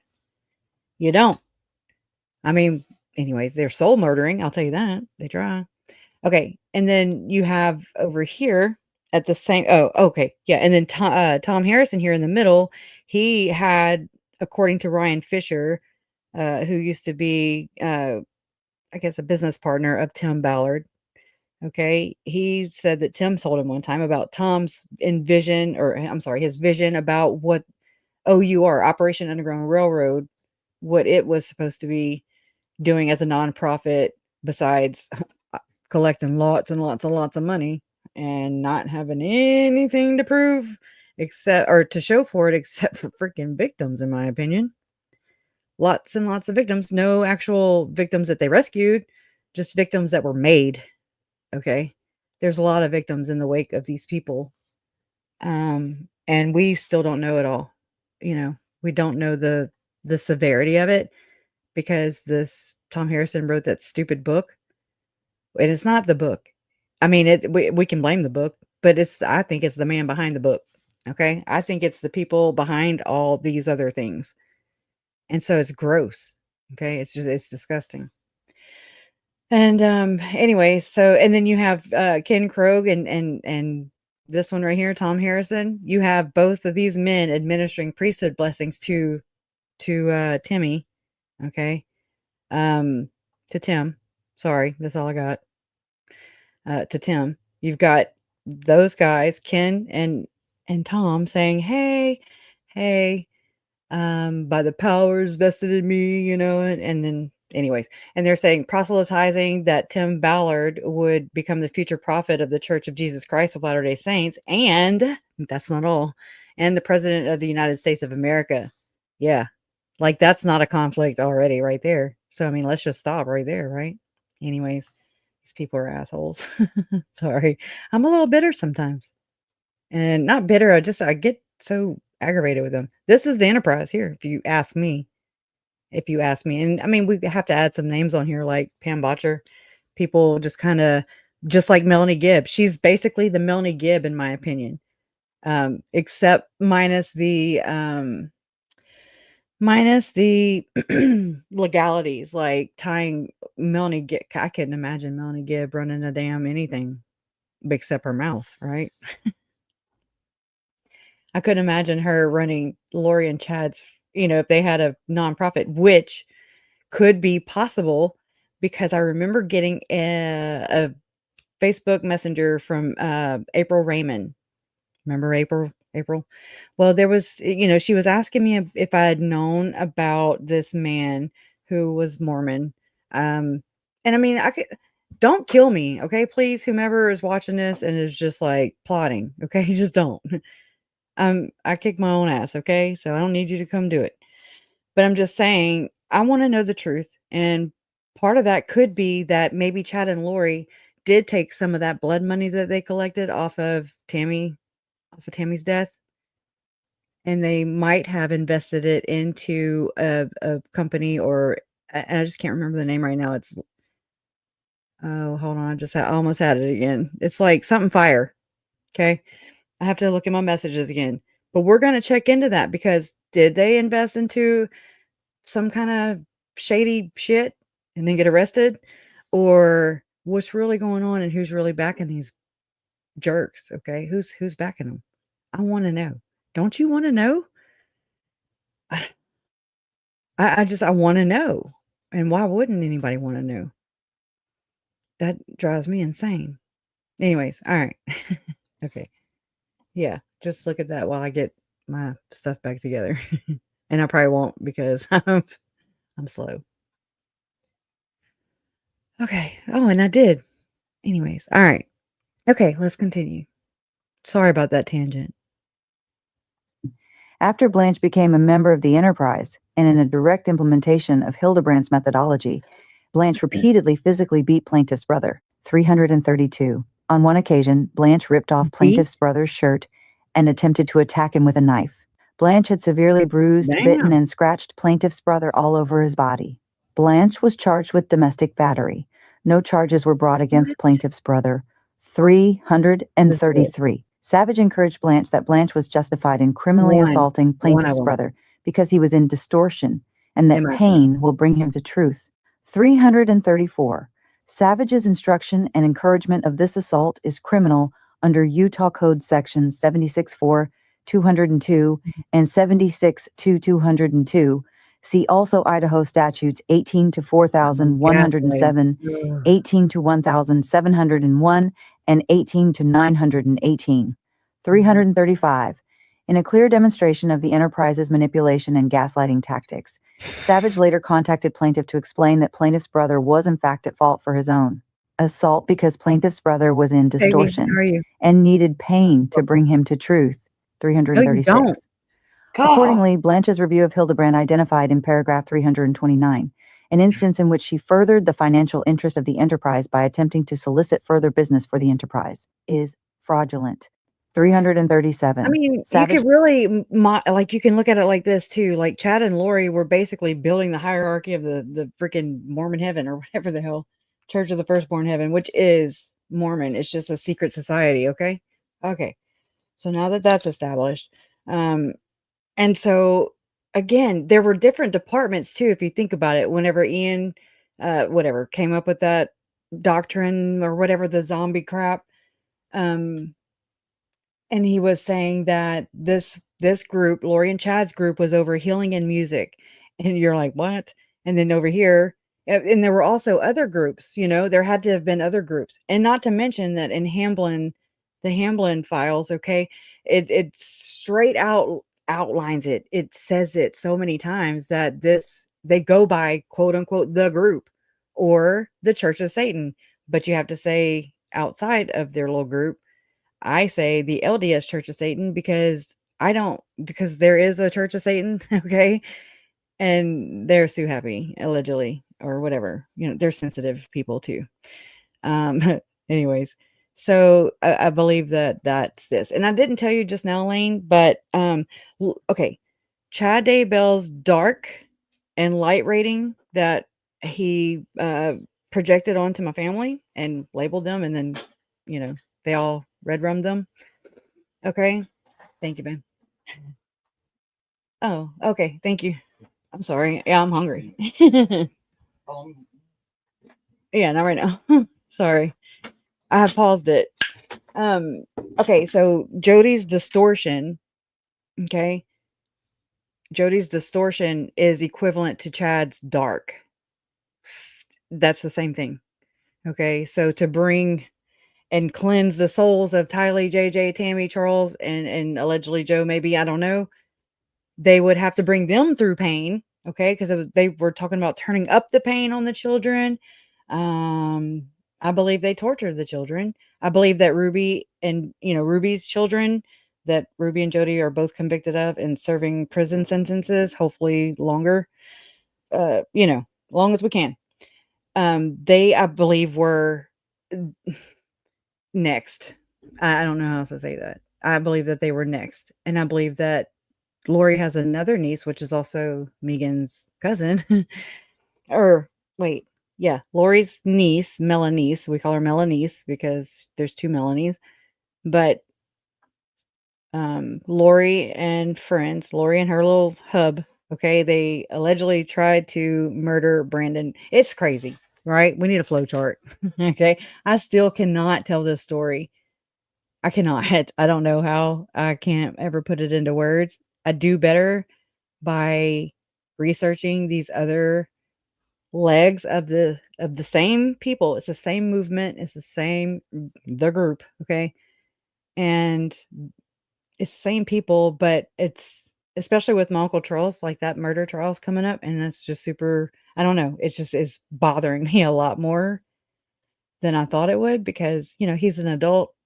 He was an adult. And then Tylee and JJ were kids, I love them. But it's like, I don't know. I don't know if it's because there's more history. I don't know what it is, but I'm just having a really hard time, just focusing solely on just his. I can tell kind of Colby seems to maybe be, I'm not saying for sure. I don't know how Colby feels exactly. I'm just saying it seems as if maybe Colby is like, uh-oh, I feel like that way too. Like, what am I going to do after that? Like what, because I mean, this has been my life. For since July 11th or July 12th. This has been, Megan and Colby and my mom and my dad, just all of our family members. This has been our lives, some more than others, for the past almost 6 years. And So it's like you feel like, "Uh-oh, what's gonna happen?" I know I felt that with both Lori's trial in Idaho, Chad's trial, and then now again. And so, I don't know. It's a kinda iffy feeling. Um, but anyways, alright, I'm just gonna push play because 'cause I'm feeling really emotional. Later attempted to recruit another romantic interest of plaintiff's brother via interstate wires, and Mm. thus furthered the objectives of the enterprise through a pattern of racketeering. 338. Around February 2017, Savage sent a message over interstate wires to the woman plaintiff's brother was romantically involved with. 339. Savage criminally stalked this woman and plaintiff's brother over interstate wires to learn they were dating. See Oh, Utah Code 765-106. I got proof of that. 340. Specifically, Savage monitored and surveilled the personal affairs of plaintiff's brother and this romantic partner through regularly monitoring their activities, dating life, social media posts, and the progression of their private relationships, She don't including want him? ascertaining that they were a romantic couple, which resulted in plaintiff's brother and his romantic partner fearing for their safety. Y'all, I wanna know if Plaintiff has a life insurance policy. I do. I ask that everywhere, and I can't believe I haven't asked that yet here. I wanna know, and that is curious, right? After determining that an individual unknown to this romantic partner constantly monitored their personal affairs as described above. I wanna know more. 341. Without ever meeting this romantic partner, Savage then sent her a Facebook message telling her multiple times that God had told Savage that plaintiff's brother would kill this woman and that God would tell this woman the same thing if she listened. 300. What? Without ever meeting this romantic partner, Savage, the woman, then sent who? Sent her? Oh, the romantic partner. Sent her a Facebook message telling her multiple times that God had told Savage, okay, God told Lori, uh-huh, that plaintiff's brother, sounds like some damn Alex stuff, would kill this woman, and that God would tell this woman the same thing if she listened. I'm sorry, is this Lori? I mean, I don't know. This is whew. Were they trying to set him up? Or am I just slow? Maybe I'm not sinking in today because I'm got 50 other things on my mind. Around February 2017, Savage sent a message over interstate wires to the woman. Why are they even effing with her? Why? You don't want your husband, you don't want, your daughter, allegedly, and so here you are. If he can't have you, either that or like what Lori was doing, how she went to Charles's house to basically procure or to make sure that the life insurance policy for my uncle, the $1,000,000, was going to be left to her, and she was really, really, confident because she called, like, right after my uncle was murdered by her brother, and, the person on the phone at the insurance place, at the insurance life insurance company, asked, Lori if she knew who the beneficiary was, and Lori was like, "It's me." And I'm just like, "Holy crap," and then Lori finds out that it was not her, and it was my mom, and then my mom became dark, which in Jodi's terms would be called distorted, and then was named, a zombie, and my mom's zombie name was Rhonda, whatever, right? These bitches are crazy. Not playing. 142. Savage falsely communicated about plaintiff's brother, Let's go back thereby here. disseminating I want this information about, again. specifically, Savage monitored and surveilled the personal affairs of plaintiff's brother and this romantic partner through regularly monitoring their activities, dating life, That's social stalking, media posts, projecting. and the progression of their private relationships, including ascertaining that they were a romantic couple, which resulted My in god. plaintiff's brother and his romantic partner fearing for their safety after determining that an individual unknown to this romantic partner So it's her constantly brother-in-law? monitored their personal. I mean, I'm getting confused by plaintiffs here and brothers and relationships, okay?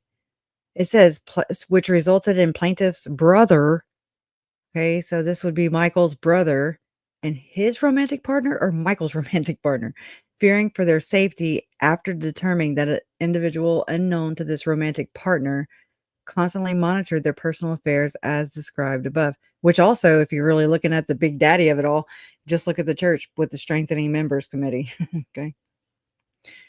Spies everywhere. Affairs as described above. 341.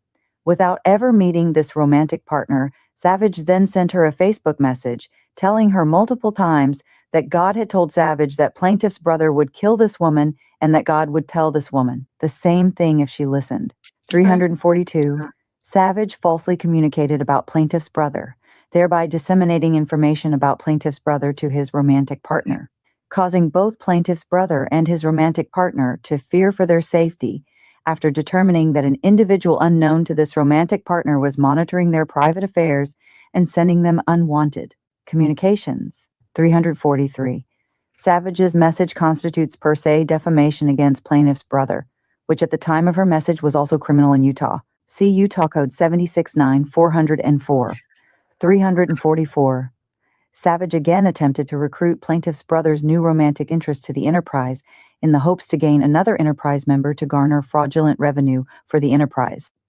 As explained above, Savage was both a recruiter and a leader in the enterprise over many women. Oh, As seen in Lord. her declaration that she could not accept plaintiff's reasonable reconciliation attempt because her girls need, Vi Savage remains committed to the enterprise.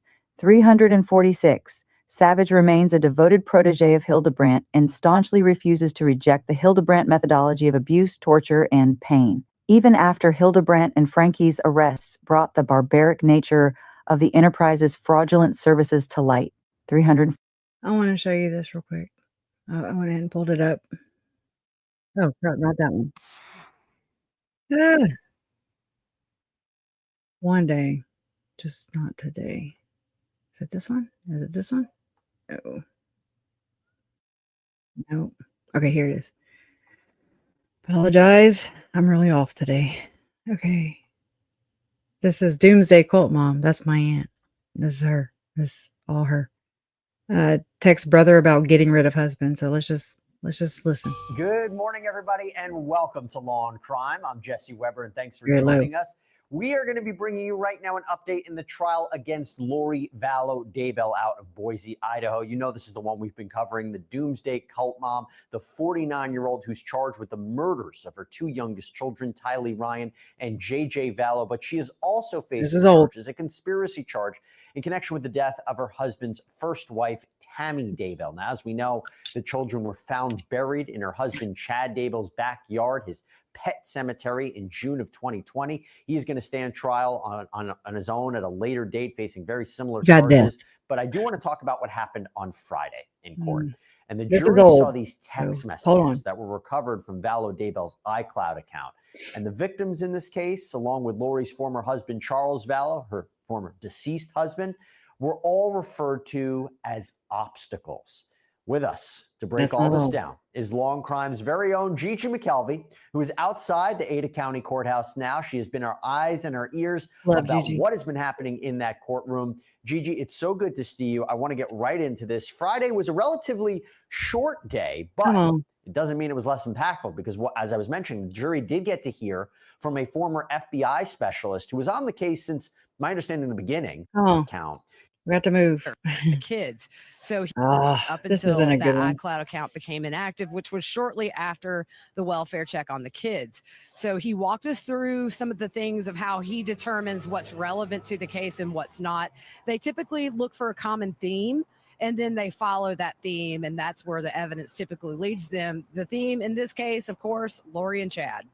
Let's talk about it. The obstacles that these people who all ended up dead were referred to as obstacles. Can you provide us a little bit more context about what was said between Lori and Chad? We haven't got that far yet. Court ended at noon on Friday, and so today is going to be what I think could be one of the biggest days of this trial so far. has indicated that in this iCloud account that the deaths of the children and Tammy were discussed. I expect we're going to hear that. At this point, we really haven't had a lot tying Lori to the actual conspiracy on Tammy. So I really do think that this is the day where all of it's going to come into show. She was aware of what happened to Tammy and possibly her own kids through this iCloud account. They were very free using it, just weren't smart, obviously, which is a good thing for justice. Well, here's what's so interesting about that. I've said before, we don't have like that smoking gun, a secret conversation between everybody saying they're going to kill the kids. Maybe we're going to see something like that. Before we get into that, though, what was the context of the messages between Lori and Chad? Horrible. What did we know? There were a couple of messages. Well, actually, what's interesting is the very first contact, or the very first time we see Lori and Chad digitally connected, is the last day of the conference that they actually met at. That conference lasted 2 days. On that very last day is the first time Lori entered in Chad's phone number into her iCloud under a name called Bishop Shumway. So we know they're both still married, got to do incognito. And then they just followed that account. Now we see very early on, Chad had asked Audrey, who previously testified just last week that Lori threatened to kill her when she wanted to dissolve the friendship, where Chad had asked Audrey to be a friend to Lori, reach out to her. She needs somebody like-minded to talk to. What we also learned was that this Audrey lady basically agreed to be a buffer between Chad and Lori so that Tammy wouldn't find out about the affair. That was one of the very first text messages on this. It was very interesting because we didn't hear any of that when Audrey testified. By the way, I saw this message between Lori and Audrey where I think Lori wanted to meet up with her. Can you, am I right about that? Or talk to her? Like Lori reached out, right? Lori reached out. Chad had kind of arranged this, and Lori was the first to respond. And the text message essentially just is Audrey telling her she has a crazy work schedule. These are the best times to talk. Yeah. And she was aware of the plans that Chad had said Tammy would die before she was 50 and that Lori eventually would be the person that he would marry. So she was kind of in deep from the very beginning with these two, just acting as that middleman so that Tammy Daybell wouldn't become suspicious about the affair. The text messages go on to where you see in the very early days, Lori telling Alex, I've been doing some work and found some things out about you. You see Alex is very curious. Hurry up, I want to know. And she says, well, maybe tomorrow. So you start to see the very beginnings of this elevated status. What was that about? I was reading, I was trying to understand what those they actually said on the thing, Doomsday Cult Mom texts brother about getting rid of husband. I thought maybe they were going to talk about the damn text messages, but I was wrong. So let's just flip back to this. 47. Sorry. After Hildebrandt's and Frankie's torture of victims 1 and 2, plaintiff gave Savage at least 7 opportunities to distance herself from Hildebrandt and disavow her methodology and tactics. 348. Savage refused. 349. Sorry. First, on September 1st, 2023, plaintiff sent Savage the following text message. Ms. Hildebrandt was arrested on 2 counts of intentional aggravated child abuse. With that, I think that it's in best interest to not utilize her teaching with in any way. 350. Savage responded by text to plaintiff the same day by suggesting that it was plaintiff's reporting of Savage's child abuse against EJT that was the issue, not Hildebrandt. 351. Savage thereby continues to actively participate in and conducts the affairs of the enterprise by implementing Hildebrandt's methodology with EJT over plaintiff's vigorous objections. 352. Later that day, plaintiff replied to Savage's startling response with the simple request, can you confirm that you will not utilize Ms. Hildebrandt's teachings with? Using her teachings would be concerning seeing she has been charged with 2 counts of intentional aggravated child abuse. A pediatrician indicated injuries to could only be explained by abuse, and the pediatrician indicated you were untruthful with DCFS multiple times in the investigation. 353. Savage did not respond and refused to disavow her commitment to the enterprise and Hildebrandt's methodology, despite plaintiff's repeated requests for her to do so. 354. On September 4th, 2023, plaintiff sent the following text message to Savage. Ms. Hildebrandt has now been charged with 6 instead of 2 counts of intentional aggravated child abuse. Because she encourages intentional aggravated child abuse in her teachings, could you let me know if you still consider that one must accept her teachings to be in the truth and if you will continue to utilize her teaching. She is a whack job, 355. allegedly. Savage again only responded suggesting that plaintiff reporting Savage's child abuse was the issue, not Hildebrandt. 356. On December 27, 2023, after Hildebrandt's guilty plea, plaintiff sent the following text to Savage. Hildebrandt and Franke pled guilty to 4 counts of second-degree felony child abuse, admitting to physically torturing Franke's year-old son and indoctrinating 2 of Franke's children years old. I believe is unsafe with you if you maintain your commitment to Hildebrandt and her teachings. If you continue to refuse to disavow Hildebrandt, we need to come to a custodial arrangement where is not in further danger of physical harm and indoctrination from you. 357. Savage again did not respond. 358. On February 20th, 2024, after Franke described the destructive nature of Hildebrandt's teachings, plaintiff sent the following message to Savage. At her sentencing hearing, Franke described that the principles that you are using with as dark and dangerous. Plaintiff later sent a similar message asking, are you willing to stop using these dangerous principles, teachings with and in our CO parenting? 360. Savage again did not respond. 361. Wow.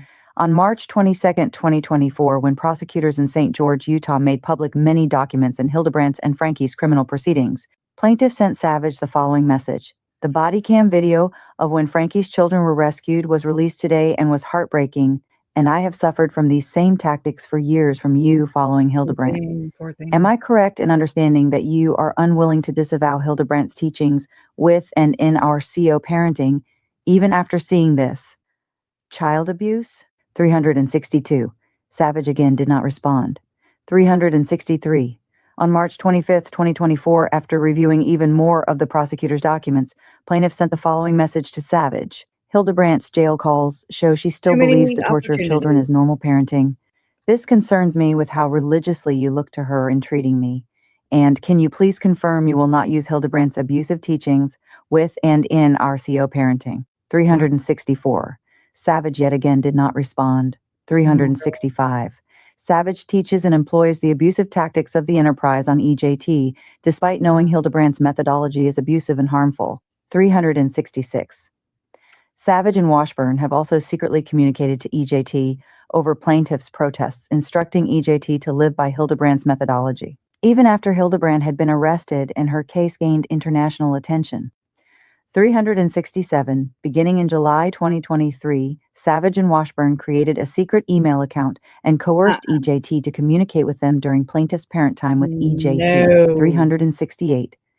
EJT later reported that Savage coerced EJT to say false negative things about plaintiff and false positive things about Savage in these messages. 369. Upon information and belief, Savage also coerced EJT to tell plaintiff's now wife that plaintiff abuses women. 370. Oh, my character. Upon information and belief, Savage manipulated EJT to ensure that EJT was living under the Hildebrandt methodology even while in plaintiff's care, at one time instructing EJT to implement Hildebrandt's tactic of boundaries with EJT's family. 371. Savage also instructs EJT to invade plaintiff's privacy, including without limitation by requesting detailed accounts of EJT's parent time with plaintiff and instructing EJT to retrieve a confidential financial document from plaintiff's home and provide it to Savage. 372. Savage's actions towards EJT and plaintiff, as alleged in paragraphs 189 through 371, herein were willful and malicious, or at the very least constitute a knowing and reckless indifference toward and a disregard of plaintiff and EJT. K. Relationships within the enterprise. 373. The enterprise includes a union or group of individuals and entities, including without limitation, Hildebrandt, Franke, Savage, and connections, associated in fact for the common purpose of engaging in a course of conduct, furthering the enterprise's fraudulent scheme described herein. 374. Upon information and belief, the association in fact enterprise in this case involves at least defendant's connections classroom, Hildebrandt, Franke, and Savage, as well as connections mental fitness trainers, the Connections Foundation, and Pam Botcher. 375. Upon information and belief, there are lasting relationships among members of the enterprise. 376. Upon information and belief, Hildebrandt was the leader of the enterprise. She developed the methodologies through which members of the enterprise controlled its victims. 377. Upon information and belief, Franke worked most closely with Hildebrandt and was second in command in the enterprise. 378.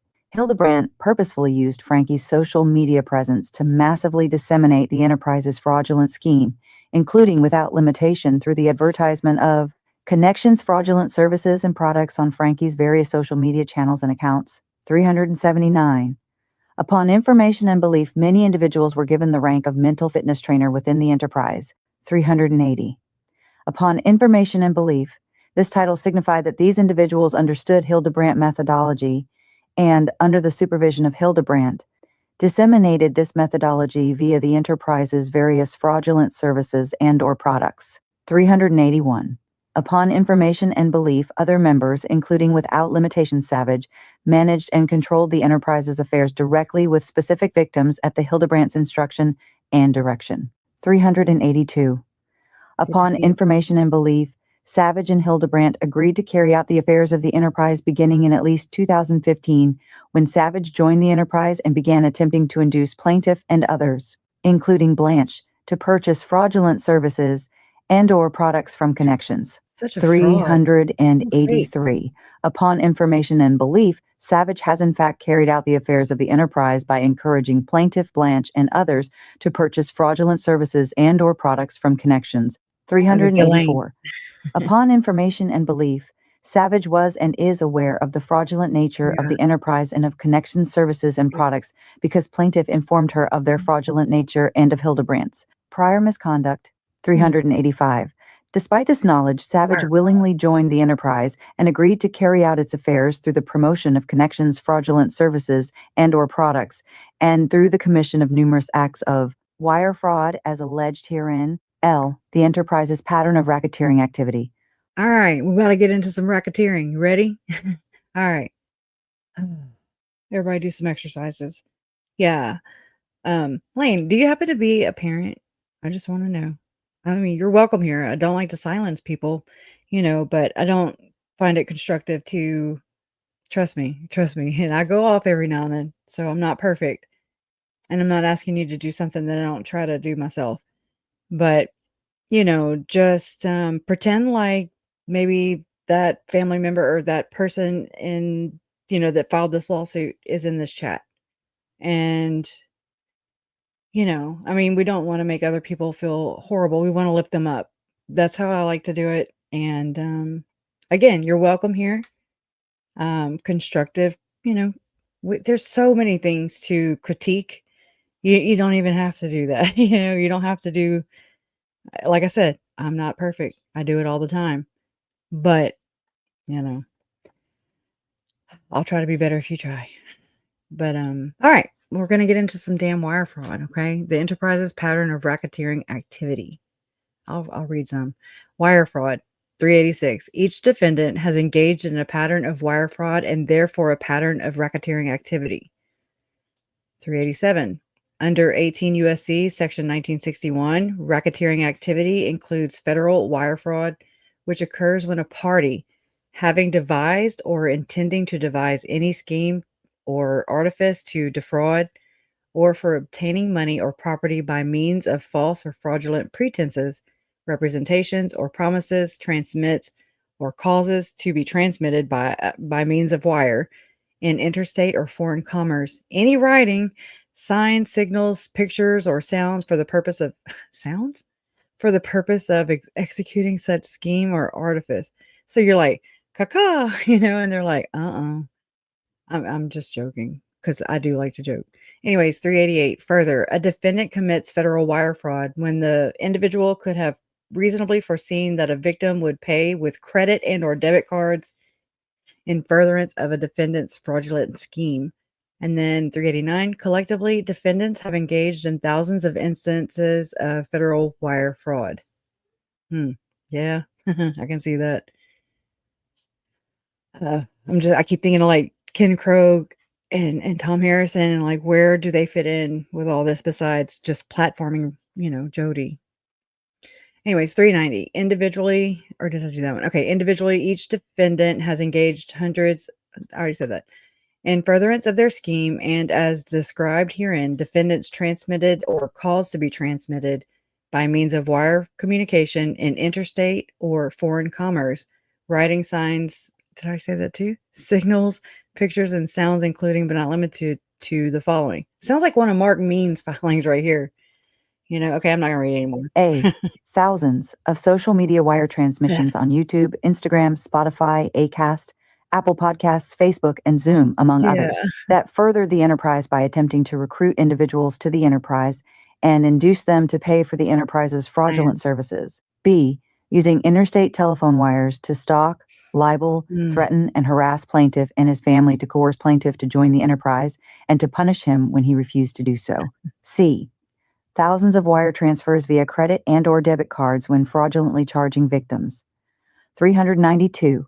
The objective of the enterprise is to lure members and victims into purchasing services and products from connections to purportedly better one's life. Once in the door, Hildebrandt diagnoses victims with false pathologies and psychological disorders to entice them into purchasing fraudulent and unnecessary coaching, therapy, counseling, and self-help services from the enterprise. 393. In furtherance of the objective of the enterprise. But how do Jodi and Ruby benefit off of torturing kids, though? I mean, this is this side of it, but then what's the sadistic side? Just for fun? Or is that the actual, treating them? It's so gross. My God, Megan, you gotta have your work cut out, sister. Hildebrandt also instructs members to utilize tactics of manipulation, physical abuse, psychological abuse, and isolation to keep members and victims within the enterprise and brainwash victims into believing they need to continually invest money into the enterprise through purchasing services and products from connections to heal themselves and their relationships with others. 394. Another tactic of the enterprise is to employ manipulation and abuse against individuals who reject the enterprise to disincentivize members from leaving the enterprise. 395. Hildebrandt furthers the enterprise's fraudulent scheme by advertising services that purport to solve any negative behavior, as described by Hildebrandt. I mean, just psychological, it's like a hornet's nest, straight up. This is nothing but chaos and crazy crap. Constant. And it's like, that's what they want to do. It's like to confuse everybody around them and make everybody damn dizzy, like what? My style is what is necessary to fully change and champion any addictive or self-destructive behavior, whether it be ravenous addictions, feelings of worthlessness or inadequacy, conflicts in relationships, intimacy problems, communication breakdowns, and frankly, any block that prevents having and creating peace and joy. 396. I don't know what that is. Hildebrandt claims to be a preeminent mental health expert in her ability to identify and treat any mental illness. In reality, Hildebrandt manufactures pathologies and mental health problems when treating enterprise victims to entice them to purchase fraudulent and unnecessary services and products from connections. 397. Hildebrandt's representations regarding the enterprise's services are false, dangerous, and harmful. 398. At no point prior to joining the enterprise does Hildebrandt disclose that if a victim resists her authority and counseling, she and other enterprise members will seek to destroy a victim's life through defamatory actions, physical and emotional abuse, manipulation, and isolation. 399. Plaintiff incorporates by reference Exhibit 1, which sets forth instances of wire communications in furtherance of the enterprise. This exhibit includes which defendant caused the communication to be issued, when the communication was made, how it furthered the scheme and the consequences thereof within the scheme to defraud. 400. Upon information and belief, Hildebrandt engaged in at least 785 acts of federal wire fraud, beginning at least by 2008 and continuing through August 26, 2023, shortly before her arrest. See Generally Exhibit 1116, 401. Specifically, and upon information and belief, Hildebrandt engaged in federal wire fraud on at least 732 occasions when hosting and publishing the Connections podcast. At least 27 occasions while hosting and participating in Connections couples panels via Zoom. At least 15 occasions when teaching the Connections masterclass via Zoom. At least 7 occasions when teaching and speaking at Connections conferences, and at least 4 occasions through her website, Instagram, and/or podcasts. That's CID 57111316. 402. Oh, come on. Upon information and belief, Hildebrandt engaged in thousands of additional acts of federal wire, through posts on her multiple social media accounts, many of which are currently unavailable because YouTube deleted the Connections channel, and Hildebrandt and Franke limit access to their Moms of Truth Facebook page to members only. 403.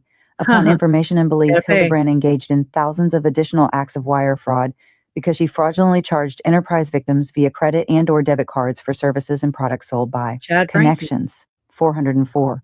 Upon information and belief, Franke engaged in at least 298 acts of federal wire fraud. See generally ID 1726, 405. Specifically, and upon information and belief, Franke engaged in federal wire fraud on at least 244 occasions while hosting and publishing the Connections podcast, on at least 15 occasions while serving as a panelist on Connections panels, on at least 31 occasions through advertising Connections on Instagram, and on at least 4 occasions while speaking at Connections, conferences, and retreats. CID. No, is my freaking internet lagging? Because I'm gonna throw my computer out the window. Okay. I keep seeing the Wi-Fi thing, and I keep forgetting to ask. So I haven't seen anybody complain yet, but I mean, let me know. 1, 24, 26, 406. Upon information and belief, Franke engaged in thousands of additional acts of federal wire fraud through other social media accounts, many of which are currently unavailable. Because YouTube deleted the Connections channel, Franke deleted many posts, and because Hildebrandt and Franke limit access to their Moms of Truth Facebook page to members only. 407. Yeah, that's so gross. Upon information and belief, Hildebrandt and Franke agreed that each would perpetrate these acts of wire fraud before doing so. 408. Upon information and belief, Savage engaged in at least 334 acts of federal wire fraud. See generally ID 2739, 409. Specifically, and upon information and belief, Savage engaged in federal wire fraud on at least 36 occasions when she attempted coerce plaintiff to purchase fraudulent services and products from Connections and to join the enterprise when she attempted to recruit other members to the enterprise and convince them to purchase fraudulent services and products from Connections, and when she stalked and or harassed plaintiff and his family as punishment for not joining the enterprise and for refusing to purchase fraudulent services and or products from Connections. CID 2738, 410. Savage also used interstate and or foreign wires to send at least 296 messages to EJT, all of which furthered the objectives of the enterprise by attempting to coerce EJT to live by the enterprise's principles under Hildebrandt's methodology. CID 39, 411.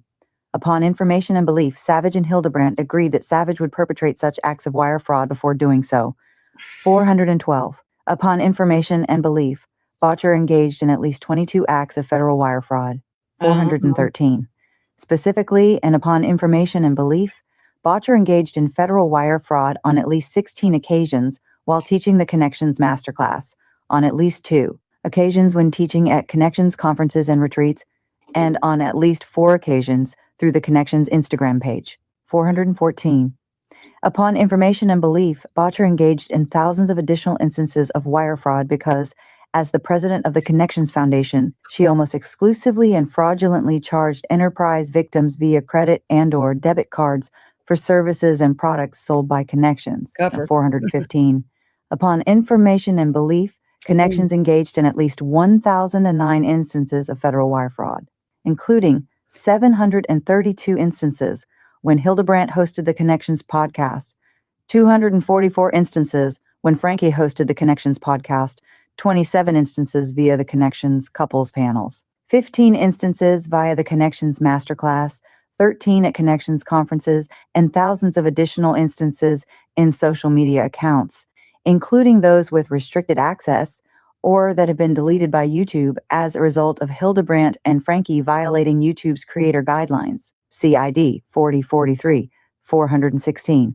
Defendants participated in the scheme or artifice of the enterprise knowingly, willfully, and with the specific intent to deceive and or defraud plaintiff and others. 417. Defendants knowingly misrepresented the nature and consequences of the enterprise's objective under Hildebrandt's methodology to gain fraudulent revenue. 418. Specifically, defendants induced individuals to obtain services and products from Connections for the financial benefit of the enterprise, knowing that Hildebrandt would falsely diagnose victims with non-existent. pathologies, and or mental health disorders Biggie. to induce victims to spend money on connections, fraudulent services, and products to the financial benefit of the enterprise. 419.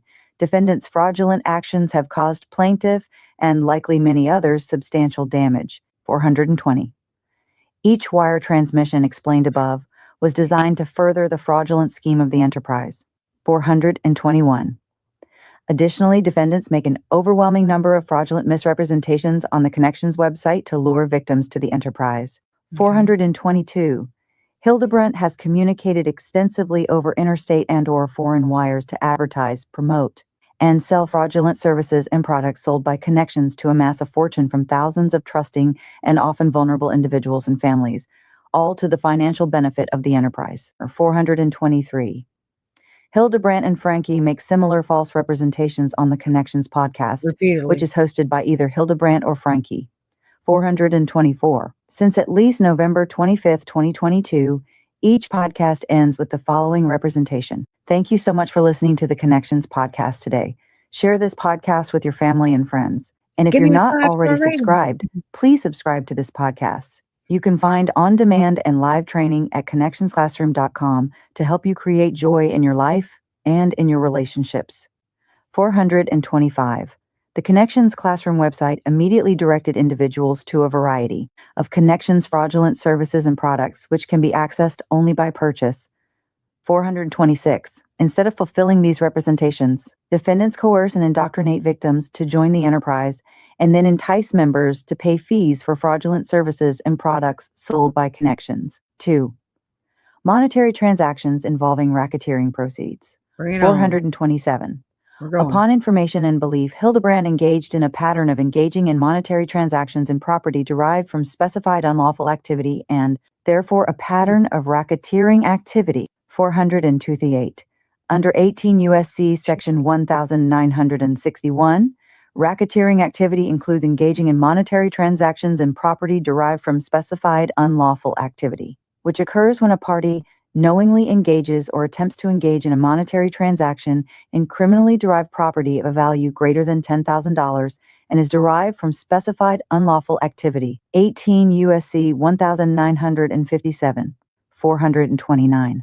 Upon information and belief, Hildebrandt engaged in a monetary transaction through a financial institution involving a deposit, transfer, or exchange, which affected interstate commerce. When she purchased a residence in Ivins, Utah, which she later used to hold captive and torture victims 1 and 2. 430. Upon information and belief, Hildebrandt used criminally derived property to purchase the Ivins residence, namely funds that she obtained through specified unlawful activity, namely a pattern of racketeering activity, including without limitation add all wire the other fraud, ones. as alleged in paragraphs 386 through 426 herein. 431. Upon information and belief, Hildebrandt purchased the residence in or about 2017. 432.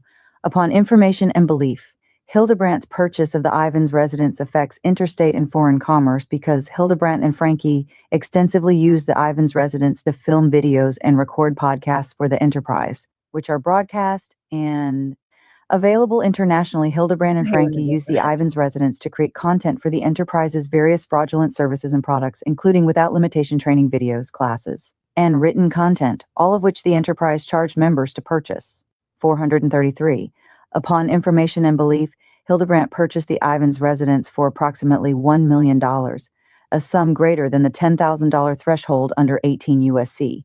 Section 1957. 2. Forced labor. 434.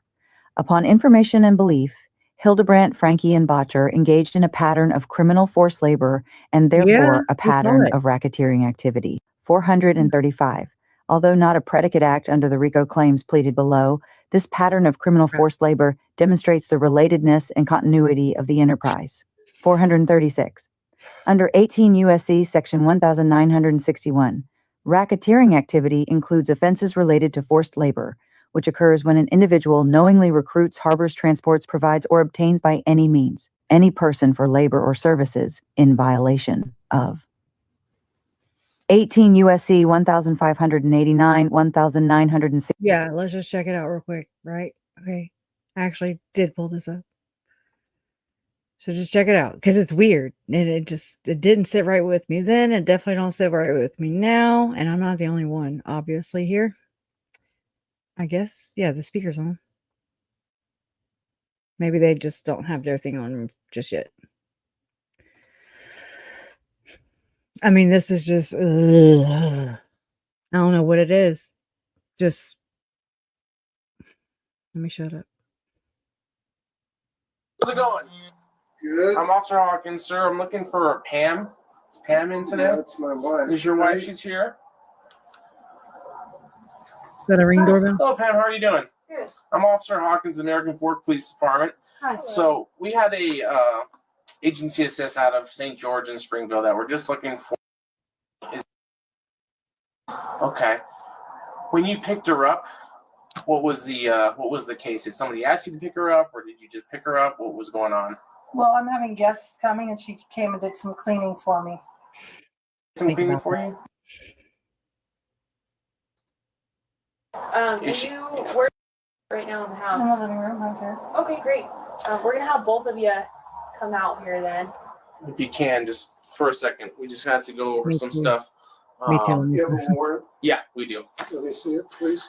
So it's in my car, but She's the right dude's now my mom, concern is basically, in this Will you scenario. just tell them you're all right? Allegedly. Well, we Yeah. have to physically see her.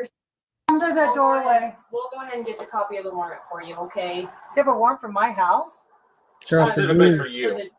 For you and the child. Yeah.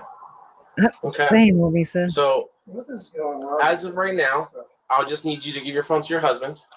Okay. Okay. And as of this moment, you're going to be detained right now. Okay. Okay. Okay. So So what is does there that mean? is there Do the anything on you? Macarena? Put your hands up. No. Okay. Perfect. Just put your hands in front of you. Okay. Just going to place you temporarily under Wait. arrest. Okay? I'll Yeah. explain to you that I'll explain What to are you guys doing? I've explained this already. I'm being as It's courteous called as I human can. harassment. Okay, well, I'm going to call an attorney. That's fine. I don't know what's Yeah, going I don't even on. know what this is all about. Okay. So I'm Put going to my explain wife to you when in we get to the car. handcuffs and- Yes. I just explained to you that you're being detained right now. Okay. So what I'm going to do is I'm going to walk you to my car, okay? I need this officer to stay with your husband, and I'm going to Joe. explain everything to you when we get there, okay?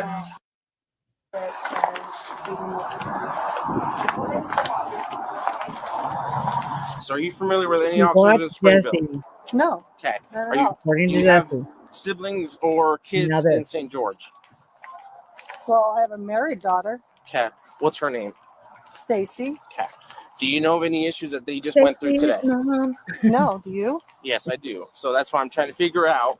So we were requested by St. George and Springville Police to make contact here, the residents is here, than to Yeah. detain you currently until questions are answered. Okay. What kind of questions?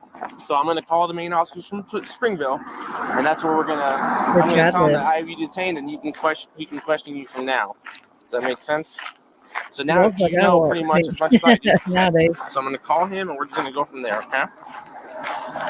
So what do I have to do? Why am I like this when I'm not having I don't know. anything? I think Because it's I have part to of detain you momentarily until I figure out what plan. charges they're going to go with that. my theory. So like I said, feeling. we were requested by another agency to locate you and detain you temporarily under a warrant She couldn't. to figure out this. Remember? He's right there, which means you had her. That makes sense? Because they stopped it to where Jodi could not get rid of her assets and stuff. Remember that? I remember hearing that from Law and Crime the other day. But I could be wrong, so don't quote me on that. Yeah, she comes over But to my house good all job the at time. so. I'm going off what you're saying. I'm going off what they're saying. I don't know what's the truth. I know that she's here. I don't know if she came willingly or not. Nowhere. Can't you Right ask here. her? That's what we're about Under to that do. mountain. But as of right now, that's why I separated you, because I want the truth. I don't want coercion. I don't want her being felt Oh, like yeah, she has to that's say right. stuff. Yeah. All that kind of stuff. Okay, Yeah. so what I'm going to do is I'm going to put you in there. We're going to Right. drive back to the front so you How can hang could out they have right in done front of your this house. to Okay? Lori? I mean, you know, like just Melanie. I just want to see them in damn cuffs, man. All right, watch your hand. And look, so So- whenever Lori is defending herself, I was thinking about doing this. Just looking at Lori, making eye contact with her maybe while she's in trial, and just being like, "Hey, can you do this? Can you do this?" Spread your arms. Spread your arms apart, Lori. Can't. Oh, they're cuffed. Oh, damn. Right? Reminders. That's not very good, but it really is in my mind because I'm like, can you do this? Can you do this? No, you can't because you have freaking handcuffs on. Hooker. Can you tie yourself or no? Or can you place your seatbelt or no? No. No? I think so. Yeah, I'm going to look now, damn it.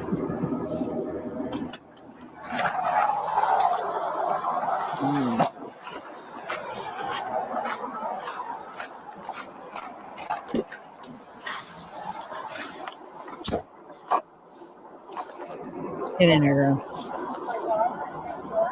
Yes, Hard back seat, it does. lady.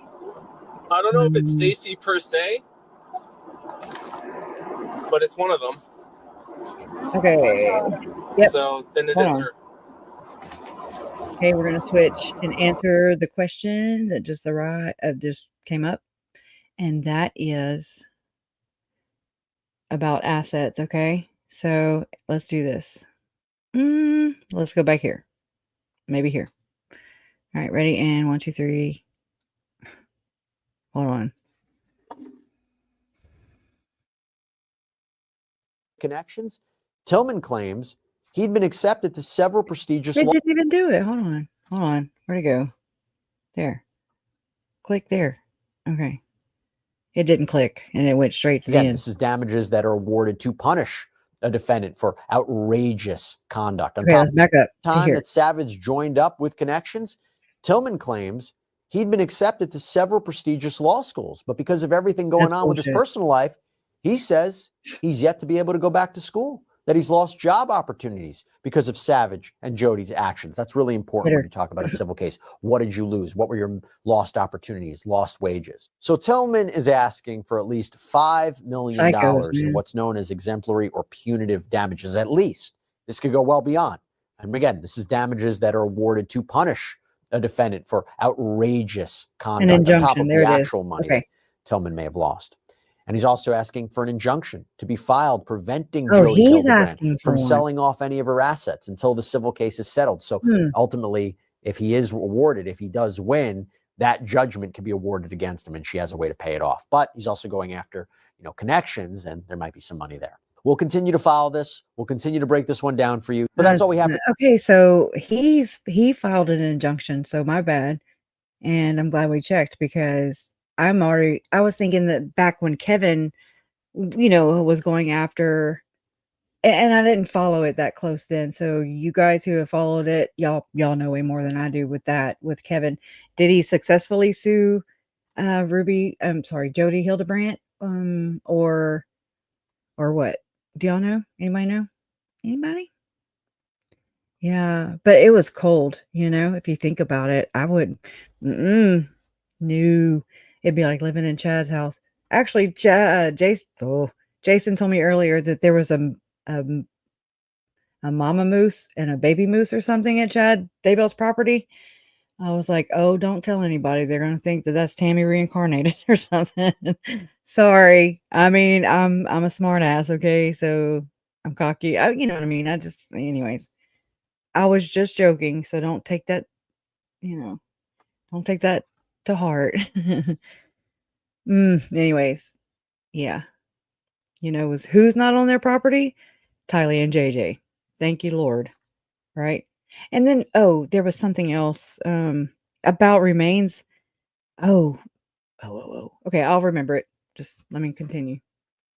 Allegedly. Back over to here. I don't know how much longer y'all want to go because we still have this much right here. I don't know if I have the screen right. Yeah, I do. Okay. So we still have, don't get me doing math. 40 minutes. So where are we at? Too far in. Okay. We'll just make it an even 3. Let's go all the way. Okay. We're going to go all the way. All right. Ready? Not going to stop much. 61. Any individual to any condition of any USC section 1584, it is unlawful for an individual to knowingly and willfully hold to involuntary servitude or sell into any condition of involuntary servitude any other person for any term. 438. Under 18 U.S.C. Section 1589, Yeah. it is unlawful for an individual to knowingly provide or obtain the labor or services of a person by threats of serious harm to or physical restraint against that person or another person by means of any scheme, plan, or pattern intended to cause the person to believe that, if the person did not perform such labor or services, that person or another person would suffer serious harm or physical restraint, or by means of the abuse or threatened abuse of law or the legal process. 439.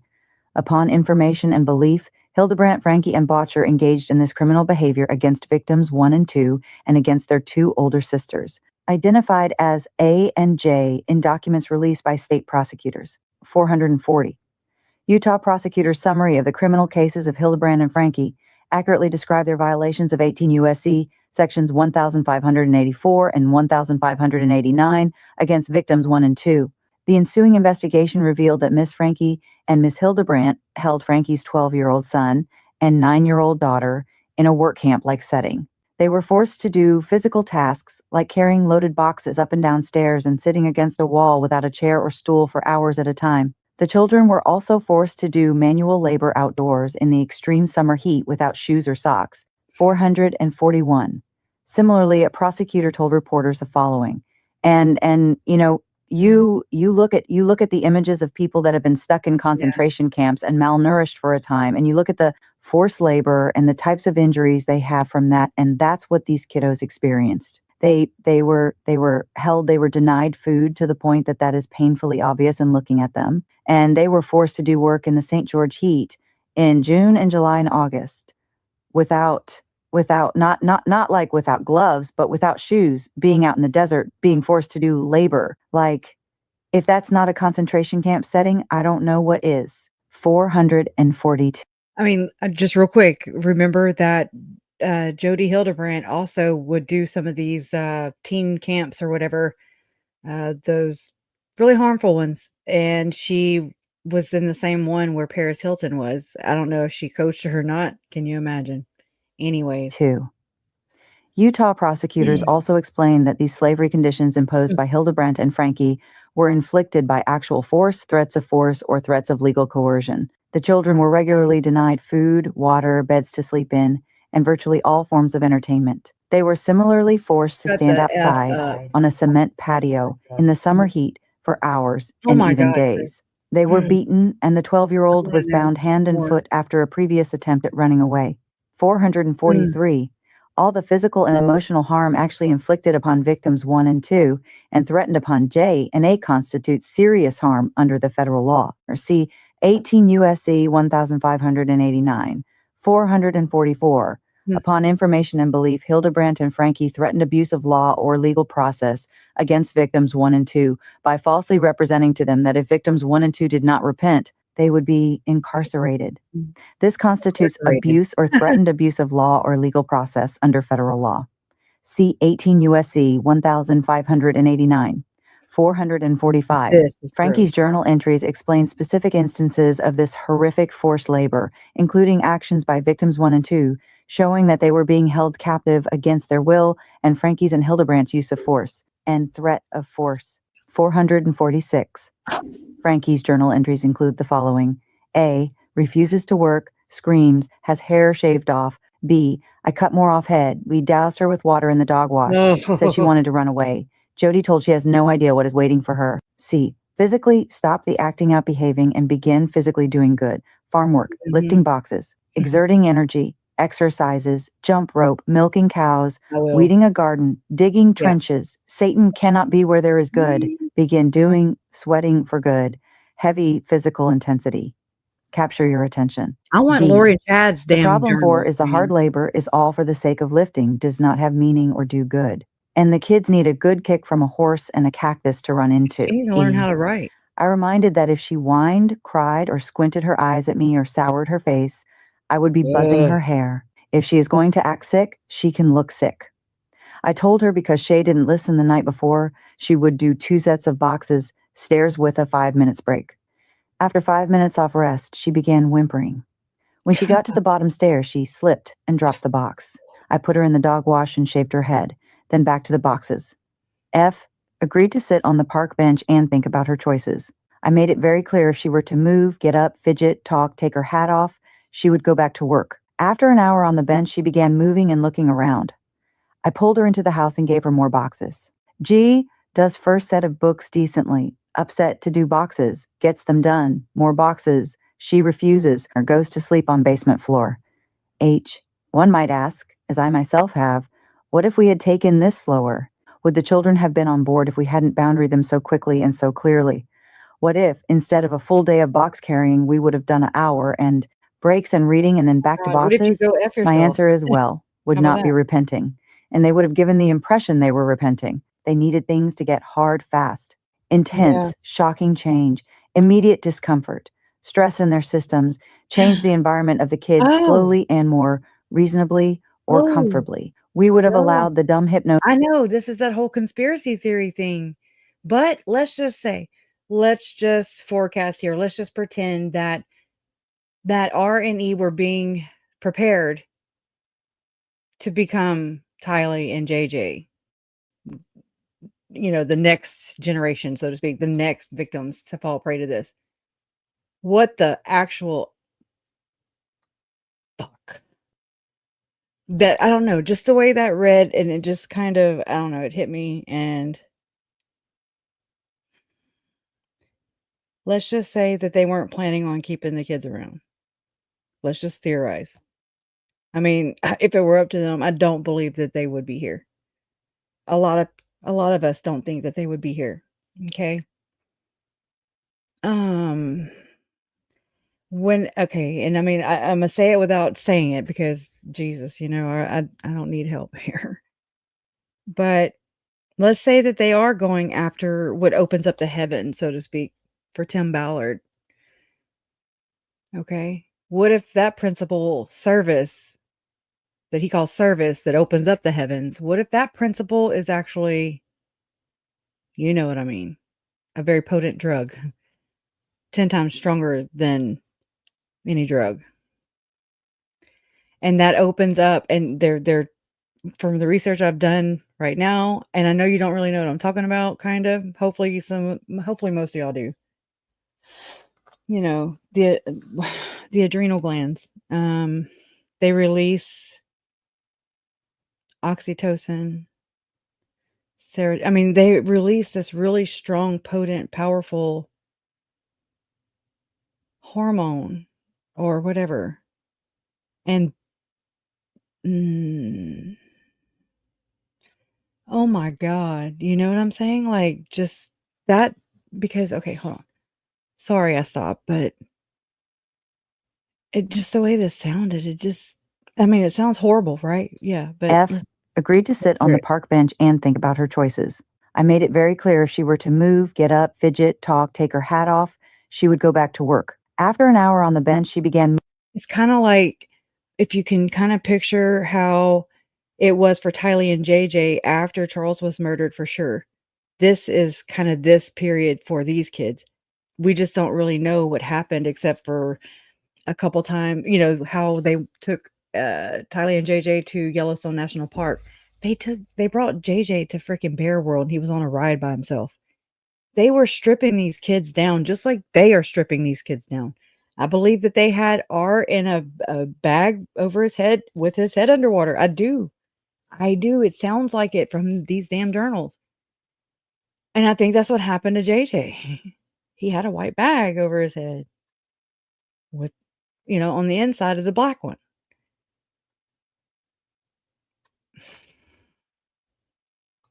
Moving and looking around. I pulled her into the house and gave her more boxes. G does first set of books decently, upset to do boxes, gets them done, more boxes, she refuses or goes to sleep on basement floor. H, one might ask, as I myself have, what if we had taken this slower? Would the children have been on board if we hadn't boundaried them so quickly and so clearly? What if, instead of a full day of box carrying, we would have done an hour and breaks and reading and then back to boxes? My answer is well, would not be repenting. And they would have given the impression they were repenting. They needed things to get hard fast. Intense, shocking change, immediate discomfort, stress in their systems, change the environment of the kids slowly and more reasonably or comfortably. Why? Why? That's Chad Daybell saying he's gonna turn the pain up on the kids. He's turning the pain up spiritually or whatever the fuck they do. I don't know. I'm not there, and I don't ever wanna be around these assholes.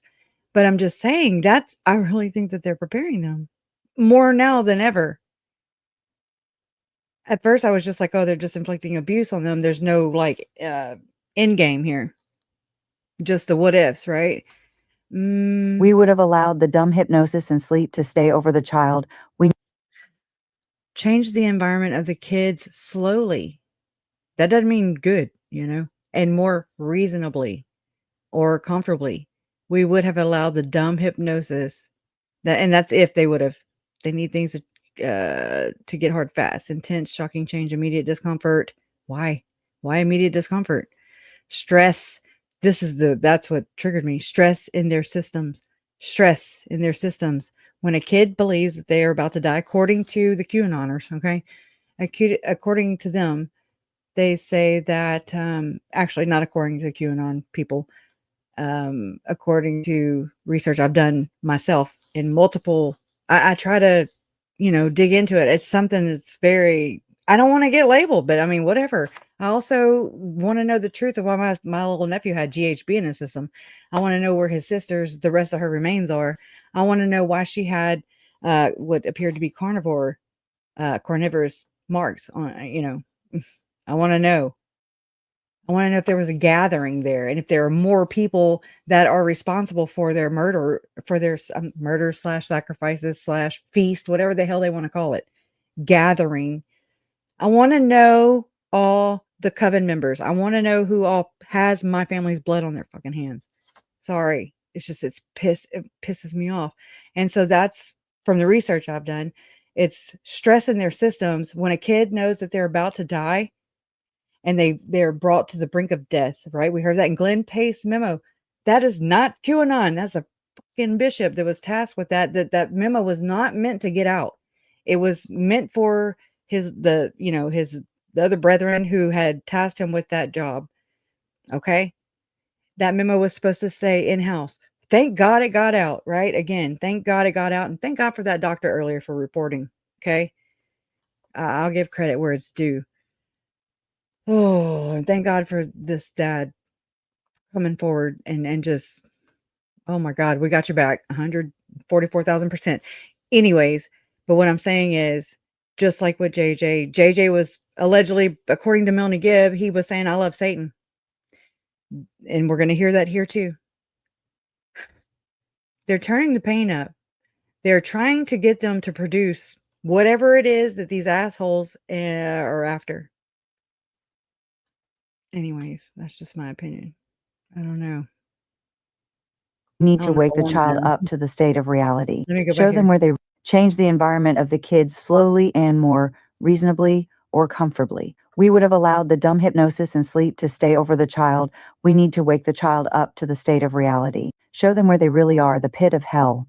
Instead, they hid. They wanted to lie to themselves that what they did wasn't that bad, that they were the victims. They that me and are. Jodi are the persecutors. Y'all are. Jodi Andy took out to the desert. Backwards. She refused to stay quiet and would scream and scream. Jodi found a reservation cemetery, Chivwit Cemetery. She went out in the heat, barefoot, still tried to run. She screamed for another family, water. Hey, do y'all know anybody that's familiar with that area real quick? Do y'all remember in Hidden True Crime, they had that speech of Chad Daybell the day he met Lori, allegedly, in St. George, Utah, right? October 26, 2018. And he's talking about, I want to know if this is the same place, because he says that his grandfather, Chestnut or whatever the hell his name is, he says that his grandfather, it's like a Native American, I don't know, I guess protected land or whatever. And he said that I guess the state had already picked up all the Native American artifacts and everything. I bet they did. And then he said that his granddad or whatever, he had put like when he was going to school, there was an old schoolhouse there or something. And he was saying that his grandfather had put a snake in his teacher's desk. Do y'all know what I'm talking about? And is this in the same area as this little graveyard thing, this wherever cemetery? I'm sure it's not, but I don't know. It just Shivwitz. All right, I'm going to push play. Food, care, love. After a couple of hours of screaming and speaking nonsense, finally lay down in the road too quiet. We took Oot, and the next day, barefoot to increase the discomfort and decrease the running away. The task at hand was to weed the cemetery. Huge sagebrush, pokies, thorns, broken glass, garbages over full. We spent a couple hours filling black bags and Jo's truck bed. We went out the next day and again today. She would drive a truck. 5 hours of weed pulling. J, 8:30 a.m. Ruby takes to Chivwitz Cemetery.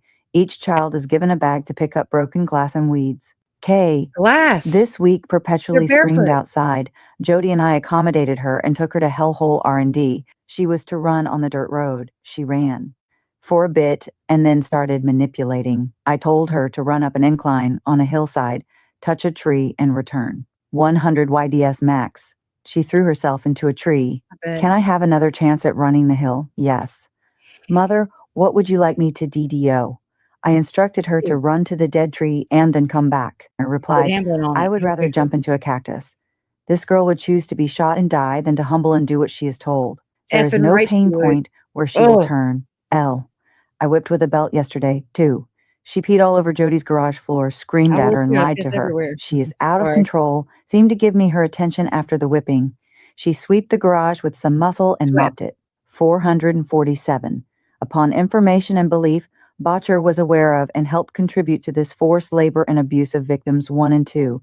448. For example, in her journal, Frankie indicates Botcher came to the Ivins residence during the time of the abuse when Frankie writes that if Pam hadn't volunteered to take to American Fork for her ACT test, then I would not have been here, or 449. Similarly, and upon information and belief, Botcher... It's in parentheses, and if I don't do that, it'll read every damn thing on the paper. So it's skipping things that are in parentheses. And so it says, for example, in her journal, Frankie indicates that Botcher came to the Ivins residence during the time of the abuse when Frankie writes that, quote, if Pam hadn't volunteered to take to American Fork for her ACT test, then I would not have been here to recapture victim 1, R, and after his first escape attempt. Previously enforced and encouraged the forced labor of Jodi Hildebrandt when Hildebrandt tortured Jessie, showing she had knowledge of Hildebrandt's tactic of child torture. 450. Additionally, J and A were routinely starved or witnessed their siblings starved as a result of their distortion. 451. Upon information and belief, Hildebrandt and Frankie also violated 18 U.S.C. section 1590 when they harbored or transported the children to thus engage in this forced labor. 452. Upon information and belief, Hildebrandt and Frankie agreed that each would perpetrate such acts of forced labor before doing so. 453. Upon information and belief, Hildebrandt harbored victims 1 and 2 in her residence to coerce them into forced labor. 454. Upon information and belief, Hildebrandt also transported victim 2 on at least one occasion from Arizona to Hildebrandt's residence in Utah with the purpose of coercing victim 2 into forced labor. 455. Upon information and belief, Frankie violated 18 section USC when she transported victims 1 and 2 from Utah County to Ivins to coerce them to engage in this horrific forced labor. 456. Upon information and belief, Hildebrandt and Frankie agreed that each would perpetrate such acts of forced labor before doing so. 457. Upon information and belief, Hildebrandt and Frankie agreed that each would perpetrate such acts of forced labor in violation of 18 U.S.C. Section 1590 before doing so. Third, improper use of racketeering proceeds. Upon information and belief, Hildebrandt and Botcher engaged in proper transfers of monetary instruments through one or more entities, which likely constituted a pattern of laundering of monetary instruments under 18 U.S.C. Section 1956. 459. Upon information and belief, Hildebrandt engaged in interstate travel to attempt to purchase property using racketeering proceeds in violation of 18 U.S.C. Section 1952. 460. Although not predicate acts under plaintiff's RICO claims pled below, this pattern of behavior, which may constitute criminal laundering of monetary instruments and interstate travel to aid in racketeering enterprises, demonstrates the relatedness and continuity of the enterprise. 461. Upon information and belief, Hildebrandt and Botcher transferred Hildebrandt's funds into one or more of Botcher's bank accounts. 462. On January 17th, 2024, Utah's 5th Judicial District Court entered a temporary restraining order to enjoin Hildebrandt from liquidating, concealing, or transferring her personal assets prior to the establishment of criminal restitution for victims 1 and 2. 463. What? In its order, the court identified that Botcher may be one of the third parties and/or entities through which Hildebrandt is concealing personal property and money. The order also... Sorry, Carolina, either there or Jason's hunch has always been maybe Lori, whenever she went to the promised land, basically Missouri, to that temple lot where Audrey Baratero showed her around, allegedly, her and Melanie Falowski. And I believe, and he believes for sure, he's the one that brought it up, and I was like, ew. But that would suffice in the occult part of it. That would be like a satisfied sacrifice, I guess you could say. Skull and bones, right? Y'all, this is nasty. These people are freaking depraved. Sorry, I gotta shut up. I'm sorry, I'm trying to find my way back over here. Identified one or more connections entities affiliated with Hildebrandt as one or more of the third parties and or entities through which Hildebrandt is concealing personal property and money. 465. Upon information and belief, Hildebrandt received these funds as a result of her racketeering behavior, including without limitation through her pattern of engaging in wire fraud, along with members of the enterprise, including without limitation Franke, Savage, and Botcher, as alleged in paragraphs 386 through 426 herein. 466. Or the temple. Upon information and belief, Hildebrandt and Botcher conducted these financial transactions for the purpose of operating the enterprise's racketeering scheme by allowing Hildebrandt to have sufficient funds after or during her incarceration to continue carrying on the unlawful affairs of the enterprise. 467. Upon information and belief, Hildebrandt engaged in a pattern of interstate travel to attempt to purchase property using racketeering proceeds, and therefore a pattern of racketeering activity. 468. As alleged in paragraphs 427 through 433 herein, Hildebrandt engaged in a monetary transaction in property derived from specified unlawful activity, specifically through her purchase of the Ivins residence. 469. I'll tell y'all later. Upon information and belief, Hildebrandt, on multiple occasions, traveled from Utah to Arizona and attempted to purchase real property using racketeering proceeds. Specifically, upon information and belief, Hildebrandt traveled from Utah to Arizona on at least 2 occasions on or around July and on or around August. 471. Upon information and belief, Hildebrandt traveled to Arizona in the search for a new residence in which to torture at least victims 1 and 2, if not other minor victims, in furtherance of the enterprise's objective of child abuse and child torture, and or create content for the enterprise's various fraudulent services, including without limitation training videos, classes, and written content, all of which the enterprise charged members to purchase. 472. Upon information and belief, Hildebrandt traveled to Arizona with the intent to otherwise promote, manage, establish, carry on, or facilitate the promotion, management, establishment, or carrying on of unlawful activity. Specifically, an attempted monetary transaction in property derived from her racketeering proceeds obtained through wire fraud. IV, relatedness and continuity. 473. Defendant's racketeering behavior was related. Specifically, all of defendant's acts of racketeering had the same or similar purpose, results, participants, victims, and methods of commission, are otherwise interrelated by distinguishing characteristics, and are not isolated events. 474. All of defendant's acts of racketeering had the purpose and result of furthering the enterprise, namely, to sell fraudulent services through the enterprise and to entice individuals to purchase the fraudulent services provided by the enterprise. 475. The participants were largely the same, specifically the named defendants and other individuals to be named defendants upon discovery of their identities. 476. The methods of commission were similar, namely using wire fraud to lure individuals to the enterprise, whereupon enterprise members induce individuals to join and remain in the enterprise. 477. Hildebrandt, Botcher, and Franke also engaged in similar RICO predicate acts in the form of forced child labor and child torture for the purpose of keeping minors in the enterprise. 478. Defendants' acts of racketeering were not isolated events, but the method by which Hildebrandt, Franke, and Botcher ran the connections business. 479. The duration of defendants' racketeering activity is continuous and substantial. 480. Specifically, and upon information and belief, Hildebrandt began Connections Classroom LLC in 2007 and has used it as a crucial part of the enterprise since its inception. 481. Hildebrandt and Botcher have been engaging their pattern of wire fraud and forced labor for close to 2 decades in furtherance of the enterprise. 482. Franke has been engaging in wire fraud and forced labor and has been a critical leader of the enterprise since at least 2020. 483. Savage has been engaging in wire fraud and furthering the enterprise since 2015 and has been a leader of the enterprise since at least 2016. 484.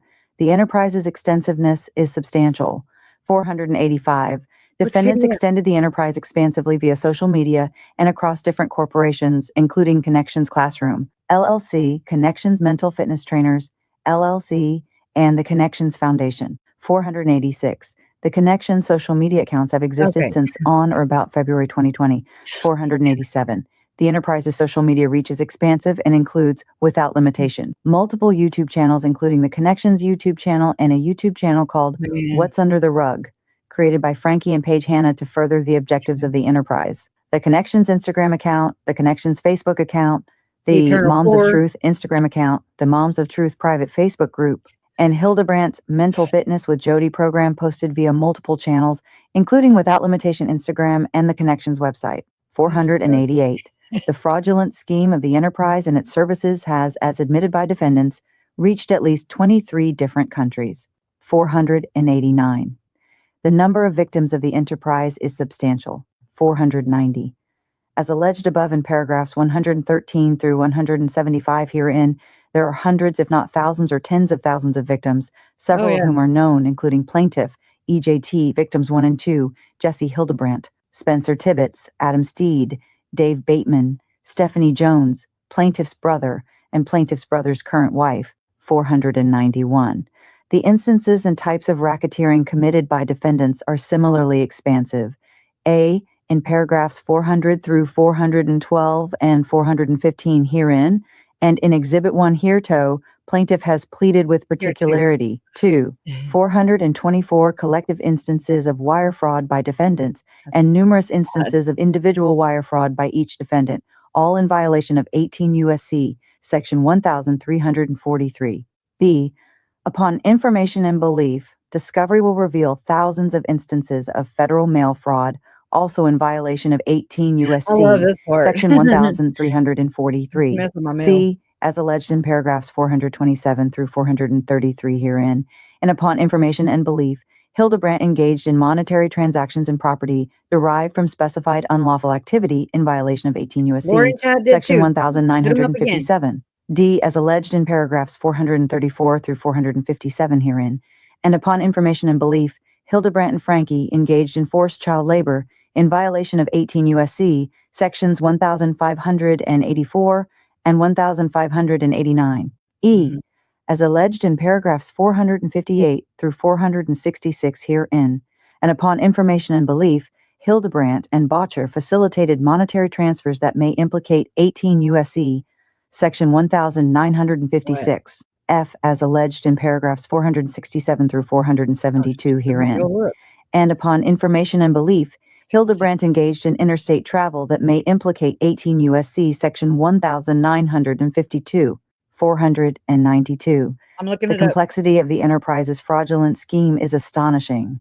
493. Specifically and upon information and belief, the enterprise's fraudulent scheme involved the provision of services across multiple business entities. 494.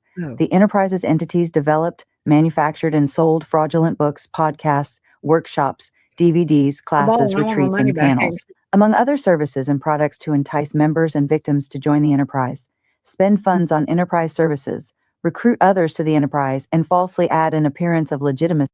Okay, so this, what they said right here,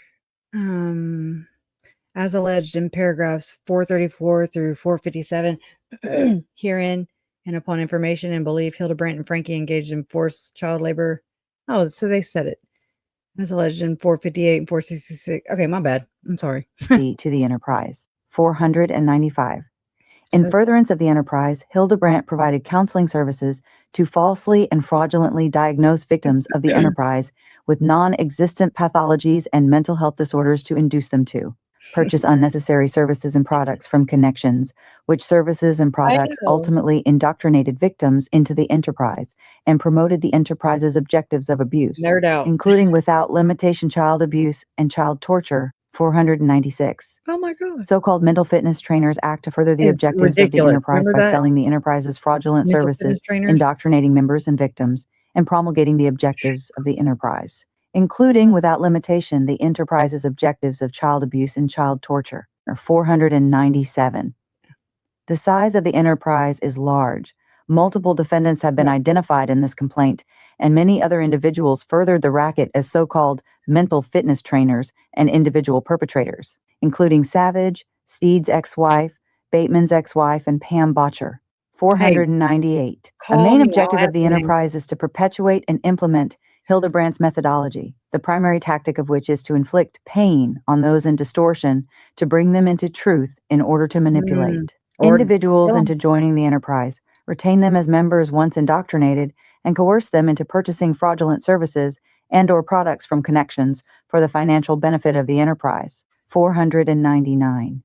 Because Hildebrandt encourages and instructs enterprise members that they can and should violate the law to bring others out of distortion, the enterprise has aided, abetted, and perpetrated numerous criminal acts in addition to the racketeering acts alleged herein, including the following. A. Upon information and belief, Hildebrandt and Franke engaged in and were criminally convicted for committing intentional aggravated child abuse.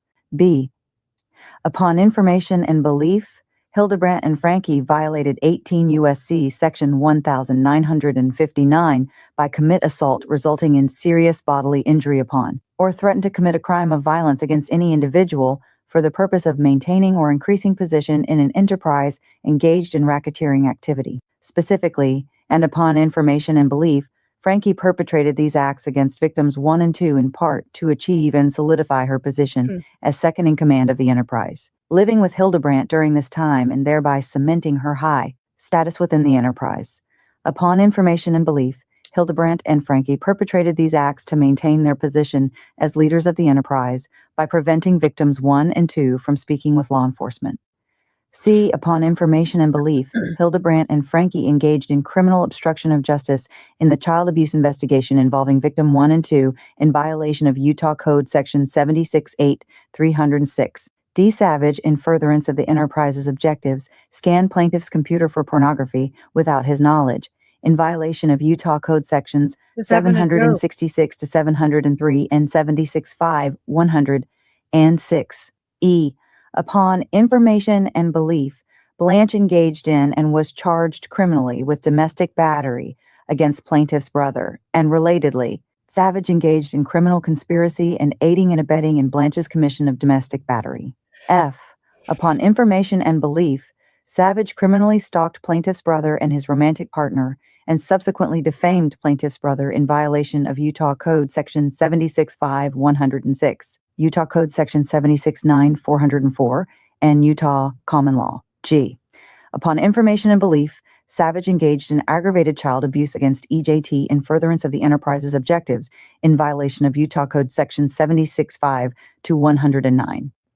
H. Upon information and belief, Savage engaged in criminal obstruction of justice when she lied to DCFS about EJT's the injuries on multiple occasions, in violation of Utah Code Section 76-8-306. I. Upon information and belief, Savage threatened EJT not to discuss her injuries in violation of Utah Code Section 82-609. J. Savage lied under oath and/or lied to DCFS regarding her abuse of EJT in violation of Utah Code Section 76-8-306. 500. Given Hildebrandt and Franke's incarceration, along with the deactivation of the Connections Classroom website, the ability of defendants to obtain fraudulent gain at this time has diminished. However, there is still the significant ongoing threat of future harm by Hildebrandt and the enterprise.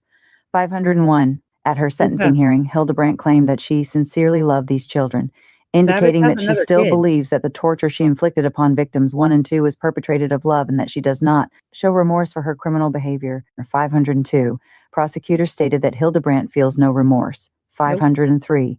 Upon information and belief in jailhouse phone calls, Hildebrandt made statements such as, "I don't know why I'm here. I shouldn't be here. I haven't done anything wrong. I can't believe what I'm being accused of. I just can't believe it. I just can't believe it." I'm like, well, what's a better example than to go to prison unjustly, and then go teach the gospel? We didn't do that. Those pictures we did not do. Did that Oh to my God. himself? Yes. Did we put that on him and he then rubbed around and cut himself? Yes. But we didn't do that. So now Primary to it's prison. abusive to make a kid sleep on the floor. That's abusive. It's ridiculous. It's ridiculous.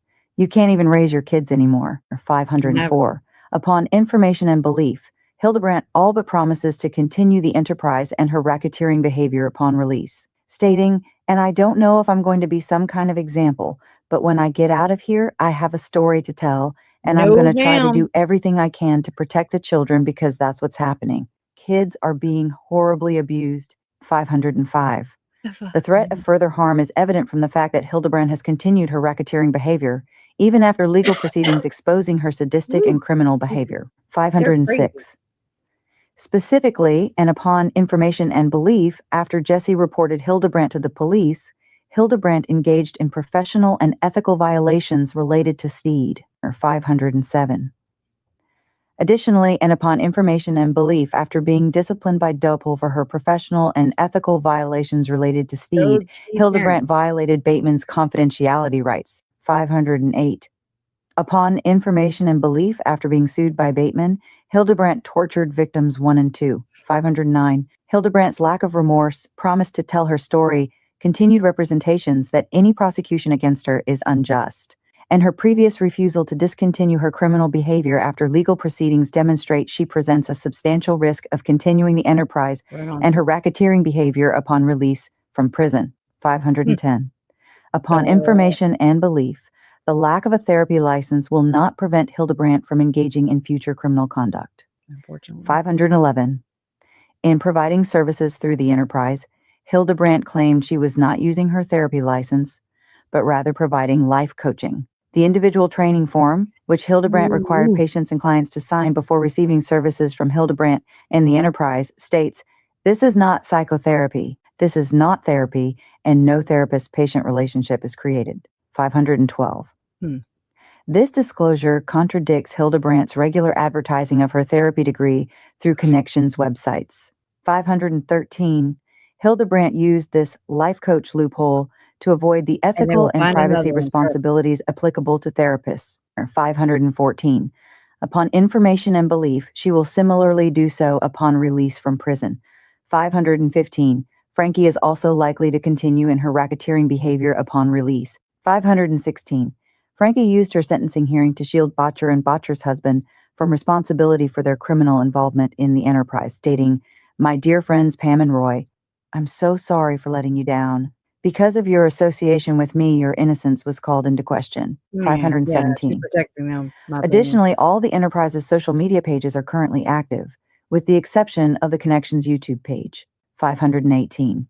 Furthermore, key members of the enterprise have not faced criminal liability or prosecution for their racketeering behavior, and as such will continue engaging in criminal acts in furtherance of the enterprise. 519.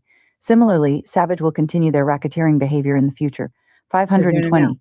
Even after Hildebrandt's and Franke's convictions, Savage refuses to denounce Hildebrandt or the enterprise, demonstrating that Savage will continue her allegiance to Hildebrandt and membership in the enterprise. Additional facts showing Franke's involvement in the enterprise. 521. Upon information and belief, Franke is and has been central to the enterprise. 522. Upon information and belief, the Connections Classroom website was active until February 20th, 2024. 523. When the site was active, Hildebrandt was listed as Connections Classroom's founder. 524. At that time, the Connections Classroom website listed only 2 other individuals as leading connections, Franke and Botcher. 525. The website described Franke as a certified mental fitness trainer with connections. She is a wife and a mother to 6 wonderful children. She provides content on Connection's social media platforms and podcasts that focus on empowering parents and children to live in truth. 526. Prior to her involvement and leadership in the enterprise, Franke was a successful YouTuber. 527. Franke and her now estranged husband, Kevin, ran a family vlog channel that at its peak had over 2 million subscribers on Which I don't YouTube. think Ruby was trying to get 528. 'cause she had In closed it. 2023, Franke don't- deleted the channel after posting videos depicting her abusing her children on the channel. 529. Upon information and belief, Franke became involved with the enterprise in or around late 2018 or early 2019. Good Lord. 530. At around late 2018 or early 2019, Franke and Hildebrandt entered into an agreement whereby Franke would engage in the racketeering activities Enormous. identified in paragraphs 386 through 457 herein. 531. Franke's agreement to engage in the racketeering activities identified in paragraphs 386 through 457. Herein is demonstrated by her engagement in those acts and the steps identified herein, whereupon Franke took steps to obtain a leadership position within the enterprise. 532. Specifically, and upon information and belief, Hildebrandt, seeing Franke's audience on YouTube, attempted to exploit Franke's fame to exponentially expand the enterprise and thus the enterprise's fraudulent gain through the advertisement of Connection's fraudulent services. 533. For example, Franke converted her previous Instagram account associated with her successful YouTube channel, 8 Passengers, into the Moms of Truth Instagram account and began solely posting material related to the enterprise. 534. Upon information and belief, soon after joining the enterprise, Franke became Hildebrandt's second-in-command. 535. As identified on the Connections Classroom Business Team page, Franke oversaw and directed Connections Classroom's social media presence, the primary way in which the enterprise and defendants furthered their fraudulent scheme, demonstrating that she had full knowledge of the purpose and objectives of the enterprise. 536. Franke and Hildebrandt were the primary individuals to appear on the Connections YouTube page in videos, which furthered the enterprise's fraudulent scheme, advertised Hildebrandt's claims, and used interstate wires to lure additional victims of the enterprise through Connections, also demonstrating that she had full knowledge of the purpose and objectives of the enterprise. 537. Upon information and belief, Franke intended to and did in fact exert control over the enterprise by acting as Hildebrandt's second-in-command, coordinating, directing, orchestrating, and executing numerous acts of wire fraud and forced labor on behalf of the enterprise and in furtherance of its objectives, and by directing the affairs of the enterprise through the Connections business for the financial benefit of the enterprise. 538. Shortly after Franke and Hildebrandt's arrests for aggravated child abuse, YouTube terminated the Connections page for violating YouTube's creator responsibility guidelines. 539. Franke and Hildebrandt are the primary individuals who appear on the Connections Coaching Instagram page, which similarly furthered the enterprise's fraudulent scheme via interstate wires through Connections. The page remains active. 540. Upon information and belief, Franke and Hildebrandt run the Moms of Truth Instagram page, another key method through which they further the enterprise's fraudulent scheme by luring additional victims to the enterprise. This page also remains active. 541. Upon information and belief, Franke and Hildebrandt run the Moms of Truth private Facebook group, yet another principal way through which they further the enterprise's fraudulent scheme by luring additional victims to the enterprise. 542. This group has a particularly large reach, with approximately 12,800 members as of January 17th, 2025. Too many. 543. Hildebrandt, Franke, and the Connections Facebook account are the administrators of this group. This page also remains active. 544. Franke and Hildebrandt run and host the Connections podcast. 545. Each episode of the Connections podcast featured either Hildebrandt or Franke speaking alone, another means by which they further the enterprise's fraudulent scheme by luring additional victims to the enterprise. 546. Upon information and belief, Franke started hosting the Connections podcast on or about November 25th, 2022. 547. Upon information and belief, Franke and Hildebrandt typically alternated hosting podcast episodes. 548. Upon information and belief, Franke hosted the Connections podcast 61 times. 549. Upon information and belief, Franke and Hildebrandt posted the podcast on at least 4 websites: the Connections website, Spotify, Apple Podcasts, and a site called Acast, 550. Upon information and belief, Connections also has many other social media accounts, including Facebook, Pinterest, and LinkedIn, all of which remain active. Per the Connections business team page, Franke leads and directs these pages. 552. Franke was also central in furthering the Hildebrandt enterprise by speaking on various enterprise Zoom panels and the enterprise's men's, women's, and couples retreats. 553. Oh my God. Franke appeared on enterprise Zoom panels How at many least more 15 couples are there? times. How many more people? 554. She also delivered addresses at enterprise conferences on at least the following dates: August 28th, 2020, January 15th, 2021, and September 24th, 2021. 555. Upon information and belief, she delivered addresses at every Connections conference held after August 2020. And Botcher's involvement in the enterprise. 556. Oh, yes. Botcher has attempted to conceal her involvement in the enterprise, but she is in fact integral to it. 557. Since Hildebrandt and Franke's arrests, guilty pleas, and sentencing, Botcher's central role in the enterprise has come to light. 558.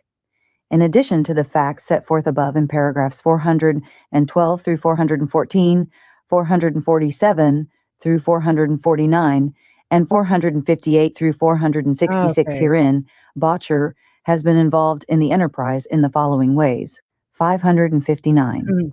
Until the Connections website was deactivated, Botcher was identified as the president of Connections Foundation on the Connections business team page and has been identified as such since at least August 2020, one of the earliest iterations of the page. 560. Upon information and belief, Jodi Hildebrandt told the media that Botcher was deeply involved with Hildebrandt's behavior, including that she was one of the people that was constantly surveilling, the surveillance of reporting back to Jodi, that Botcher was always at house, and that Botcher was Jodi's best friend. 561. Botcher's close relationship with Franke within the enterprise is demonstrated by Botcher visiting the Ivins residence during the time that Franke and Hildebrandt were actively torturing victims 1 and 2 on the premises. 562. Additionally, Botcher picked up J&A when Franke and Hildebrandt were arrested for abusing victims 1 and 2. 563. Botcher later told police that she received a call from Ruby Franke, who told her that she had a family emergency and asked if Botcher could pick up. 564. Botcher's involvement in and support of the torture of victims 1 and 2 is further seen when officers executed a warrant to detain Botcher to locate and rescue J and A. 565. Upon information and belief, when law enforcement came to Botcher's residence and inquired about J and A, Botcher's husband did not want to allow law enforcement to see the children, and instead wanted to have J and/or tell officers from behind a door that they were okay, indicating Botcher and her husband did not want law enforcement to observe the children while Botcher and her husband were forcing them to work at Botcher's residence. 566. The media reported that Kevin Franke's attorney stated that Botcher frequently attended Connections trips with Hildebrandt and Franke.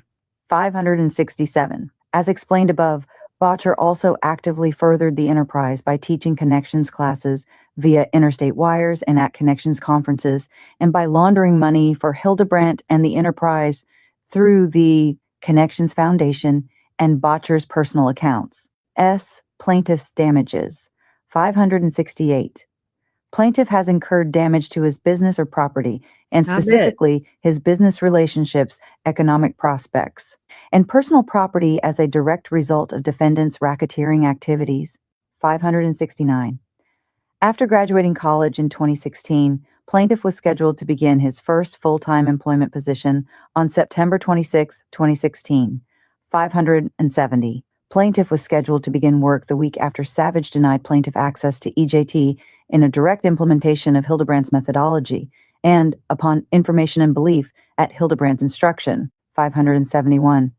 To protect his relationship with and regain access to EJT, Plaintiff was forced to travel from Utah to Arizona to receive help from his family to regain access to EJT, and was therefore unable to begin this employment on his scheduled start date. That woman 572. made his life On September 25th, 2016, Plaintiff emailed his new employer, informing them that he would be unable to start work as planned the next day due to Savage's unlawful actions. 573. Plaintiff's employment allowed him to begin work and the training program for the very next group of employees beginning his same position on or about January 9th, 2017. As a result, with an annual salary of $40,000 at the time, plaintiff lost 3 months of employment earnings. 574. The enterprise is directly responsible for causing the divorce between plaintiff and Savage, and thus is directly responsible for the subsequent custody proceedings. 575.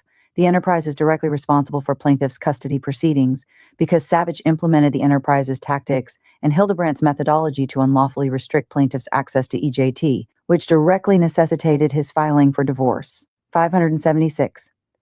The enterprise is directly responsible for the delay in plaintiff's domestic proceedings because Savage implemented the enterprise's tactics and Hildebrandt's methodology to unlawfully restrict plaintiff's access to EJT and implement delay tactics to effectuate familial separation. 577. Poor kid. As a direct result of Savage's implementation of the enterprise's tactics and Hildebrandt's methodology to force a delay in plaintiff and Savage's domestic proceedings, plaintiff lost his job in 2020. While the domestic trial was taking place, 578. As a result of plaintiff's employment termination, plaintiff incurred damage to his business in the form of lost earning potential because he was forced to take a job that paid plaintiff less than half of what he had been previously earning. 579. Plaintiff's earning potential did not recover until 2023, resulting in $90,000 of lost wages between 2020 and 2023. 580. Plaintiff has been forced to spend hundreds of thousands of dollars in legal fees to protect himself, his reputation, and his relationship to EJT. Since 2022 alone, plaintiff has incurred at least $105,000 in domestic attorney's fees. Plaintiff also incurred damage to his property when he was married to Savage. When Savage began associating with the enterprise, plaintiff and Savage were financially reliant solely on plaintiff's income. 583. As detailed in paragraph 203 herein, Savage spent approximately $5,000 of plaintiff's income on services through connections, which directly benefited the enterprise while the parties were married. 584. Plaintiff repeatedly objected to Savage's contribution of funds to the enterprise through connections. 585. As detailed in paragraphs 277 through 322 herein, Savage committed aggravated child abuse numerous times against EJT. As a direct result, Savage's implementation of Hildebrandt's methodology of physical abuse and torture of children to bring them into Hildebrandt's truth. 586. Plaintiff incurred damage to his property as a direct result of the enterprise's implementation of its fraudulent scheme and Hildebrandt's methodology through the payment for emergency medical services to treat physical injuries caused by Savage's implementation of the Hildebrandt methodology of abuse against EJT. 587. Plaintiff has incurred approximately $2,000 in medical costs for treatment of the injuries EJT sustained as a direct result of Savage's abuse of EJT and implementation of the Hildebrandt methodology. 588. Plaintiff also incurred monetary damages in the form of lost wages resultant from attending his custody trial. 589. As explained herein, the enterprise is directly responsible for plaintiff's domestic proceedings and the associated costs. 590. Plaintiff and Savage's domestic trial was 10 days. 591. At the time, plaintiff was earning $94,283 per year, or $592. Accordingly, plaintiff suffered approximately $3,770 in lost wages during the custody trial. 593. As a direct result of defendant's criminal racketeering activity, plaintiff has incurred and currently incurs damage to his business and property through his lost earning potential. 594. Plaintiff has suffered and currently suffers in his earning potential as a direct result of defendant's racketeering activity. 595. At or around the time Savage began her involvement with the enterprise, plaintiff had been accepted to multiple prestigious law schools, including the University of Chicago, the University of Michigan, and the University of Virginia. 596. To date, plaintiff has been unable to attend law school as a direct result of the time and money he has been forced to spend both defending himself in domestic proceedings and protecting his daughter from Savage's implementation of Hildebrandt's methodology and furtherance of the enterprise. 597. Accounting for the wages plaintiff already has earned, the time it would have taken plaintiff to complete law school, and assuming the median wage of University of Chicago law school graduates, plaintiff has suffered at least $1,066,856 in lost earning potential as a result of the unlawful acts and fraudulent scheme of the enterprise. Claims for relief. First claim for relief. 598. Plaintiff incorporates by reference and realleges paragraphs 27 through 597 Sorry. as if fully set forth herein. Oh, Lord. 599. Plaintiff is a person within the meaning of 18 U.S.C. 1961 and 1964. 600. Each defendant is a person within the meaning of 18 U.S.C. 1961 and 1962. 601. At all relevant times, the enterprise constitutes an association in fact enterprise within the meaning of 18 U.S.C. 1961, 602. At all relevant rhymes, the enterprise has been engaged in, and its activities affect interstate and foreign commerce within the meaning of 18 U.S.C. 1962, 603. At all relevant times, each defendant conducted the affairs of the enterprise through a pattern of racketeering activity. 604. Each defendant's pattern of racketeering behavior includes violations of 18 U.S.C. Section 1343, wire fraud, because, as set forth in paragraphs 386 through 426 herein, each defendant, having devised or intending to devise any scheme or artifice to defraud, or for obtaining money or property by means of false or fraudulent pretenses, representations, or promises, transmitted or caused to be transmitted by means of interstate wire, any writing, signs, signals, pictures, or sounds for the purpose of executing such scheme or artifice. 605. Each defendant has engaged in hundreds of acts of wire fraud. 606. Specifically, Hildebrandt has engaged in at least 785 acts of wire fraud. 607. Specifically, Franke has engaged in at least 298 acts of wire fraud. 608. Specifically, Savage has engaged in at least 334 acts of wire fraud. 609. Specifically, Connections has engaged in at least 1,009 acts of wire fraud. 610. Hildebrandt's pattern of racketeering activity includes violations of 18 U.S.C. Section 1957, engaging in monetary transactions in property derived from specified unlawful activity, because she knowingly engaged and attempted to engage in monetary transactions in a value greater than $10,000 and which affect interstate commerce with money derived from her racketeering activity. 611. As set forth in paragraphs 473 through 520 herein, defendant's pattern of racketeering activity is related and continuous. 612. As set forth in paragraphs 479 through 483 herein, defendant's pattern of racketeering activity has been occurring for close to 2 decades, and there is continued threat of racketeering activity. 613. As set forth in paragraphs 568 through 597 herein, defendant's pattern of racketeering activity has proximately caused plaintiff substantial injury to his business and property. 614. Pursuant to 18 U.S.C. Section 1964, plaintiff is entitled to recover treble damages plus costs and attorney's fees from defendants. Second claim for relief. Violation of 18 U.S.C. 1962. 615. Plaintiff incorporates by reference and realleges paragraphs 27 through 597 as if fully set forth herein. 616th.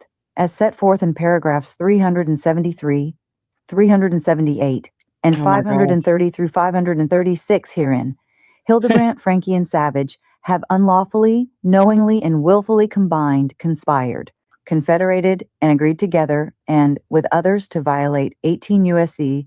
Section 1962, in violation of 18 U.S.C. Section 1962, 617.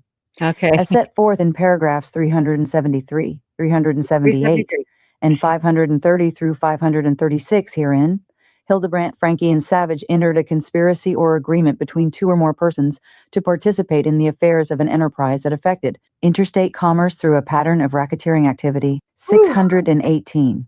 As set forth in paragraphs 373, 378, and 530 through 537 herein, Hildebrandt, Franke, and Savage deliberately joined and became a member of the conspiracy or agreement with knowledge of its purpose. 619. As set forth in paragraphs 196, 407, 411, 452, and 537 herein, Hildebrandt, Franke, and Savage agreed that someone, not necessarily a defendant, would commit at least 2 racketeering acts. 620. As set forth in paragraphs 568 through 597 herein, Come on, Hildebrandt, man. Franke, and Savage's conspiracy to violate 18 U.S.C. Section 1962 has proximately caused plaintiff injury to his business and property. 621. Pursuant to 18 U.S.C. Section 1964, plaintiff is entitled to treble damages plus costs and attorney's fees from Hildebrandt, Franke, and Savage. Third, Okay. claim for relief. 622. Plaintiff incorporates by reference and realleges paragraphs 27 through 597 as if fully set forth herein. 623. At all relevant times, both Hildebrandt and Franke each acquired or maintained an interest in or control of the enterprise through a pattern of racketeering activity. 624. Through their racketeering activity, Hildebrandt and Franke obtained ownership of the enterprise and an ability to control it. 625. Hildebrandt's and Franke's pattern of racketeering activity and allegations regarding the enterprise are described in paragraphs 599 through 614 herein. 626. As set forth in paragraphs 568 through 597 herein. I know, Angela. Hildebrandt's and Franke's pattern of racketeering activity has proximately caused plaintiff substantial injury to his business and property. 627. Pursuant to 18 U.S.C. Section 1964, plaintiff is entitled to recover treble damages plus costs and attorney's fees from defendants. Fourth claim for relief, violation of 18 U.S.C. 1962. 628. Plaintiff incorporates by reference and realleges paragraphs 27 through 597 I as reallege if fully set forth herein. 629. Reallege. Hildebrandt and Franke have each unlawfully, baby girl. knowingly, and willfully combined, conspired, confederated, and agreed together and with the last others to page. violate 18 Oh, no, it's not. U.S.C. Section I'm on. 1962 in violation of 18 U.S.C. Section 1962, 630. As set forth in paragraphs 373, 381, and 530 through 536 herein, Hildebrandt and Franke entered a conspiracy or agreement between 2 or more persons to acquire or maintain an interest in or control of an enterprise that affected interstate commerce through a pattern of racketeering activity. 631. As set forth in paragraphs 373, 381, and 530 through 537 herein, Hildebrandt and Franke deliberately joined and became members of the conspiracy or agreement Created. with knowledge of its purpose. 632. As set forth in paragraphs 407, 452, and 537 herein, Hildebrandt and Franke agreed that someone, not necessarily a defendant, would commit at least 2 racketeering acts. 633. As set forth in paragraphs 568 through 597 herein, Hildebrandt and Franke's conspiracy to violate 18 U.S.C.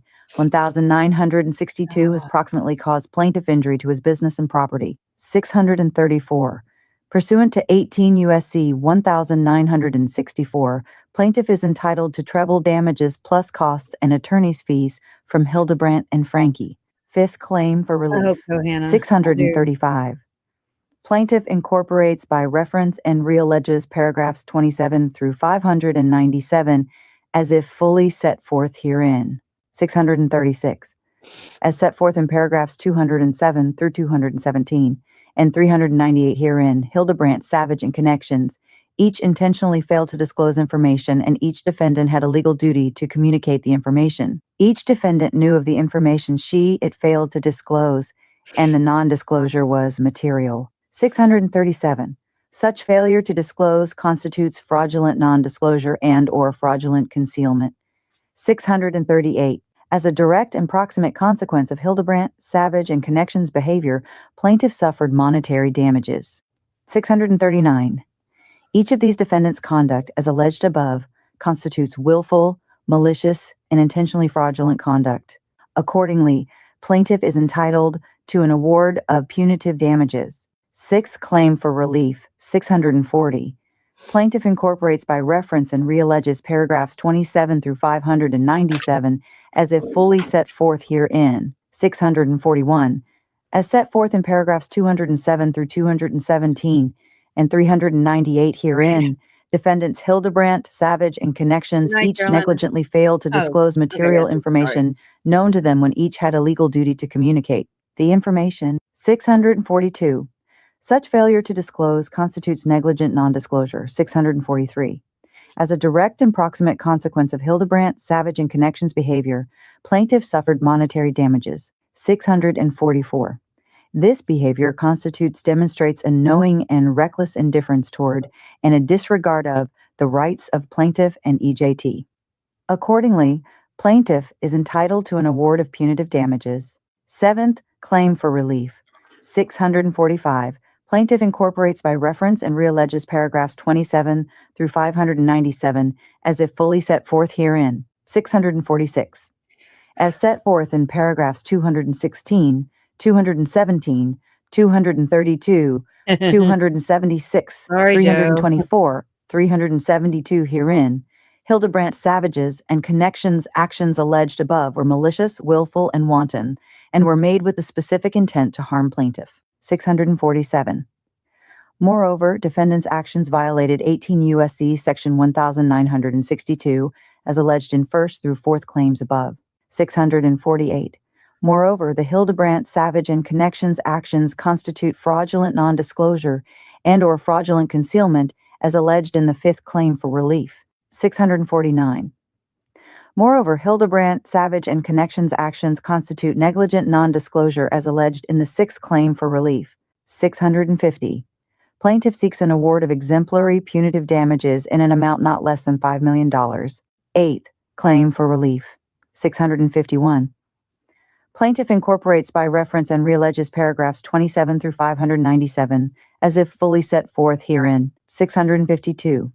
18 U.S.C. section permits injunctions to prevent and restrain violations of 18 U.S.C. section 1962. 653. Plaintiff requests the following injunctive relief in order that all assets, capital, tangible property, and documentation in the possession, custody, or control of defendants shall be frozen pending further order of this court, and that defendants are hereby enjoined from transferring, selling, or in any way disposing of any and all assets, capital, tangible property, and documentation in their possession, custody, or control pending further order of this court, so that all of defendants' affairs, assets, capital, tangible property, and documentation will remain in their present state as of the date this order is entered, to prevent defendants from avoiding judgment post-trial. Jury demand 654. Pursuant to Federal Rule of Civil Procedure 38, plaintiff hereby demands a trial by jury of all issues so triable that are raised herein or which hereinafter may be raised in this action. Prayer for relief. On the first through fourth claims for relief, 1. For general damages according to proof at trial in an amount no less than $2,250,000 for each claim, trebled according to statute. 2. For prejudgment interest according to statute. And 3. For plaintiff's reasonable attorney's fees and costs according to statute. On the 5th through 7th claims for relief, 4. General damages according to proof at trial, and 5. Punitive damages in an amount to be proven at trial. On the 8th claim for relief, 6. An order that all assets, capital, tangible property, and documentation in the possession, custody, or control of defendants shall be frozen pending further order of this court, and that defendants are hereby enjoined from transferring, selling, or in any way disposing of any and all assets, capital, tangible property, and documentation in their possession, custody, or control pending further order of this court, so that all of defendants' affairs, assets, capital, tangible property, and documentation will remain in their present state as of the date this order is entered, to prevent defendants from avoiding judgment post-trial on all claims for relief. 7. For general damages according to proof at trial, and 8. For the preliminary injunctive relief described above. 9. For such other legal and equitable relief as the court may appropriate. Dated this 22nd day of January 2025. Amen. Parr, Brown, Gee, and Lovelace. S. Oh, Jonathan yes. O'Hoffen. And Jonathan O'Hoffen, Victoria R. Lumen, Daniel J. Nelson. Gotta get over Zimmerman. Okay, Zimmerman. Oh my gosh, y'all. Woo. Y'all are some real troopers. Let me tell you. Holy crap. I'm tired. Look at my eyes. I'm back here highlighting this book because It's Richard Eyre. I got this from DI, which is Deseret Industries. So, and it's all about, I'm sorry. I've got mad case of ADHD, okay? And it talks about creation. It talks about premortality. Holy crap. I'm like, oh yeah, I forgot about this. And so that's another day. Oh, opposition, risk, and the answer. That's no bueno. I wonder, I bet you. Life before life. He talks about near-death experiences, premortal experiences, PME. If we are spiritual beings, where did our spirits originate? The author draws on a host of sources. That's not a good sign. From C.S. Lewis to T.S. Eliot, from Old and New Testament scripture to apocryphal writings from, I don't feel like reading the rest. Oh, here we go. Anyways, another one, right? Because I'm trying to, I want to prove that this is mainstream. This is mainstream. I do believe. Okay. Sometimes you have to kind of look at it to, see it. But what do y'all think? I think it was well laid out too, or well, except for the ends. I do agree with you. I do agree with you. And I'm sorry. That's $150 a year app right there. One would think that there must be hair on me. One would think that, how you hear some of those videos on YouTube or whatever, and it sounds like a damn person. And I'm like, where do they shop? Okay. I just want to find the good stuff. I want to use the good stuff, and that's it. Okay. Anyways. All right. Well, we're done. 3 hours and 28 minutes in. You guys are real troopers. Glutton for punishment, even. Okay. It is very well laid out. I think I'm going to not copy. I'm going to use I think I'm gonna use the layout to help me get this crap out, and I'll just kind of, I don't know. That's what I've been really wanting to do. Thank you, Miss Mojo, for 23 months. Ooh, almost 2 years. We'll have our anniversary soon. Right? Yay. Thank you. I still have to look that movie up, by the way.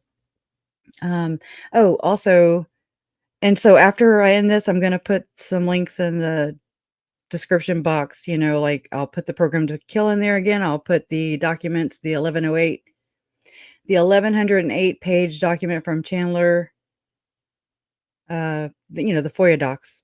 I have Gilbert too. I'll throw that one in there too.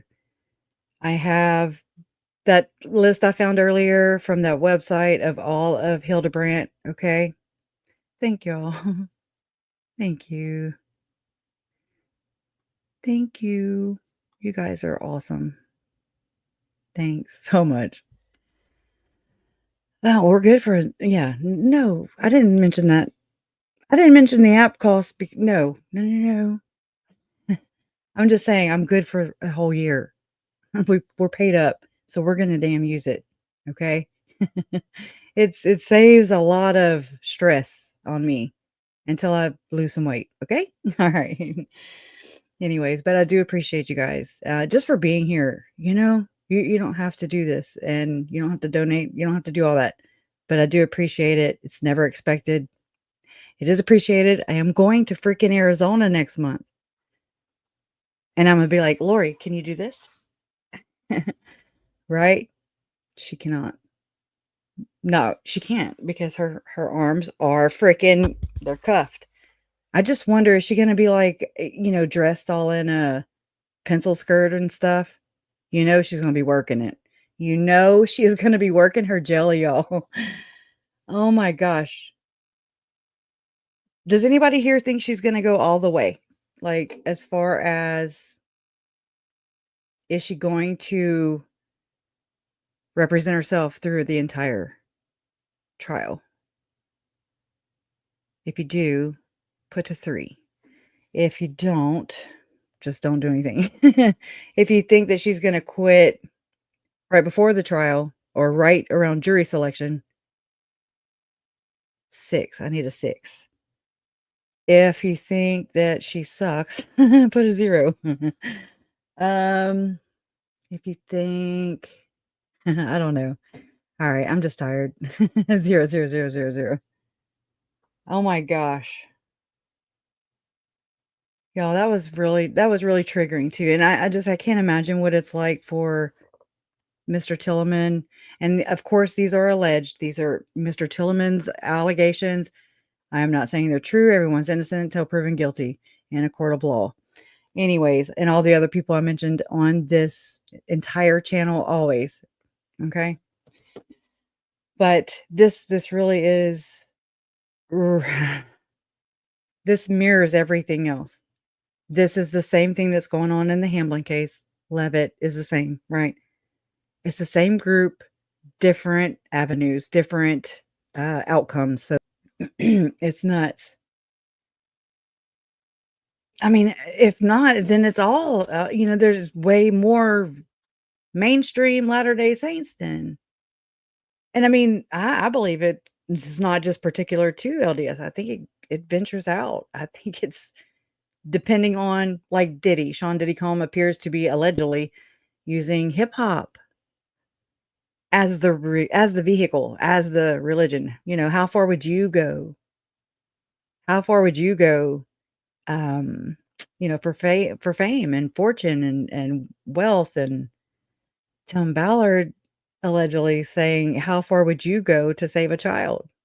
He don't even know how far he would go. Chad Daybell's like, how far would you go to be a goddess or whatever? You know what I'm saying? And then maybe Jodi wasn't, how from Sherry Frankie's book we learned that, I'm trying to do the names right now, so I'm freaking out. Okay. How Ruby kind of complained about Jodi not returning, I guess, the favor. I don't know. Nuts. And so, like, I guess she was like a very selfish person. Either that or she was, you know what I'm saying? She had other, how can I say that? I don't know. Because I'm going to say something I don't need to. Okay. All right. I'm tired. Let's go. Damn Diddy Diller. That's a good one. Me too. Hashtag me freaking too. Me too. I really can't, y'all. She's irrelevant. She thinks she's relevant right now. And, while I don't hate anybody, because I just can't, I don't want to, I don't have that.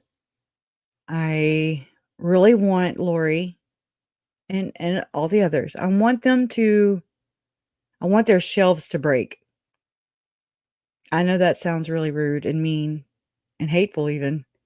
I don't wish it on anybody else, but I wish that I wish Lori's shelf would break, because then and only then could she stop living in this world, okay, where she has to cope, where she has to live, where she put herself, okay? So that's on her. She has to be accountable for her own actions, just and crimes, ultimately. They're backwards as all get out. So you don't think that Summer's like this? Do y'all think that Janice is like this? And Barry? And others? I mean, why else would Summer and Janice be sitting over there behind Lori? They've not done anything the whole entire time.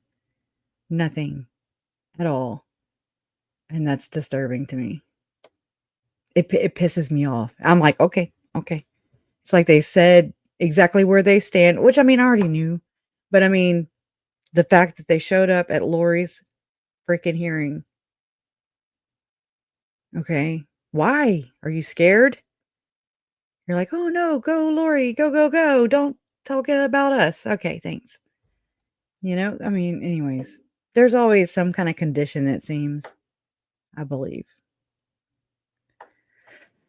Lori thinks she's all that, but she isn't. Wait and see. You will be there in person to see her fall on her ugly face. Oh, I know those two are exactly Lori. I might not be able to be in there when my mom goes on the stand.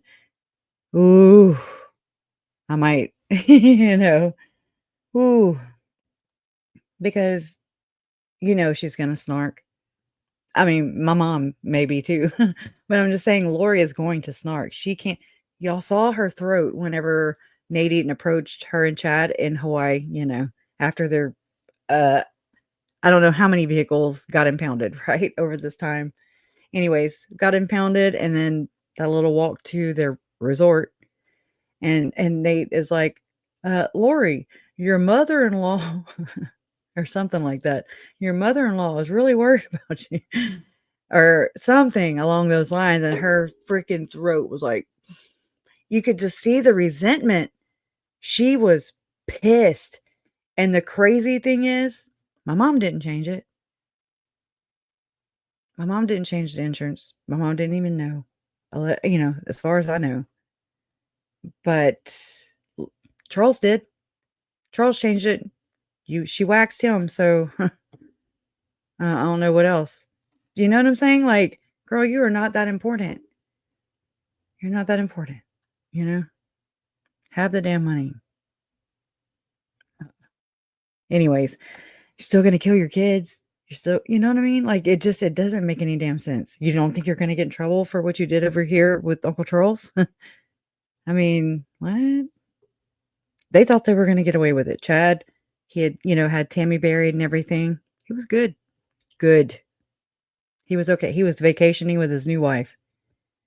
His kids were mingling with her, texting her. Whenever Chad was arrested, there's that weird conversation between Emma and Chad in the cop car. Chad in the cop car. She's like, "Oh no, I have Lori's number already. I have an account." And I'm just like, "Oh wow, it's just interesting." I think they're practicing, and it's not LDS. They're not practicing that one. I'm gonna prove it, or I'm gonna paint a better picture of it. Outline it. Heather Daybell testifying to Chad Daybell, being at the meeting house. Chad was serving a calling, so he had access to the meeting house. Alex feeling super, super duper comfy, hanging out in the parking lot, bouncing off the Wi-Fi signal and everything as he lays there, or as he sits there and waits for, I guess, the signal to go and help Chad. I just don't see. I'm not saying, I'm not trying to take it off of Chad or any of them. I'm not trying to take any response. It's a conspiracy, and it holds just as much weight in a court of law as first degree. So there's that. And I really wish Chad Daybell was shipped down here so he would have to answer, because he really gloated over that. His attorney did for sure, but Chad did too. He smirked a lot whenever John Pryor would ask the detectives and everything from Chandler and all that, if Chad was being charged, and they're like, "Well, not yet. We can anytime though." I don't think it was all on Lori and Alex. I think that Chad pulled his weight with his old. He's so judgmental, y'all. These people are so so freaking backwards. It's scary. Scary. You want a spice water? Right? Here, I'll show you this real quick, and then we'll go. For real. Here, it's stupid, but I made it, and it's called a flying monkey swatter. That's what I made. It's in the top right. This corner. Okay. Anyways, because I get bored, right? But this is what we're here for. I miss them. It's about these babies. For sure. They had no choice in this. None. Here they all are. And know what? Jesus saw it. All right, Jesus. God don't sleep, y'all. So just have faith in that. God does not sleep. Okay? He doesn't sleep. So I know it seemed, to me at least, it seems a little scary at times. For some reason with this trial, not so much with, I had no doubt in my mind about Idaho. None. I was just like, no, they're guilty. And I mean, I still do here with Arizona. I do. I don't. She's not. I mean, even if she were to get off on some technicality, I'm just ifing here, just trying to be realistic, okay? Because there's always a chance, right? Some technicality, not because she's innocent or whatever. She's still going back to damn prison, okay? And so it's like, well, what are you doing, girl? Okay, stop it. I just want my uncle to have justice, and I want Brandon to have justice too. Brandon's the only living victim or survivor in this entire nightmare. And he's been so gracious. He's been so like chivalrous. He wants everybody else to go ahead of him. And I think that it's going to be interesting to see Lori, if she's still representing herself. It's going to be interesting to see Lori. That is so horrible for Brandon to have to talk to her. For any of them to have to talk to her. Now, except for the friends, except for the gatherers, okay? Except for the cult friends and enablers and shit like that. They can have at it, you know? I'm good. She's just nasty, though. And she thinks she's something. So, whatever. Hey, she's in delusional land, right? So, there's that. I just hope Colby, is okay. I hope Megan and everybody else, Mom, Larry. It's just going to be tough, It's going to be tough. But we'll get through it. This is just another one down. Justice for Charles and Brandon. And one day, Joe. I hope so too. I do. Lori has a fool for a lawyer. She won't win. You know what does win? What wins? Love always wins. Okay. Bye, y'all. All right. Thanks, Donna. Thanks, Trace. Thanks. Well, if Lil Brandon comes by, a replay crew, and Beach Bum, and Bewitched. I suck at this. For all my mods. Mary. Okay.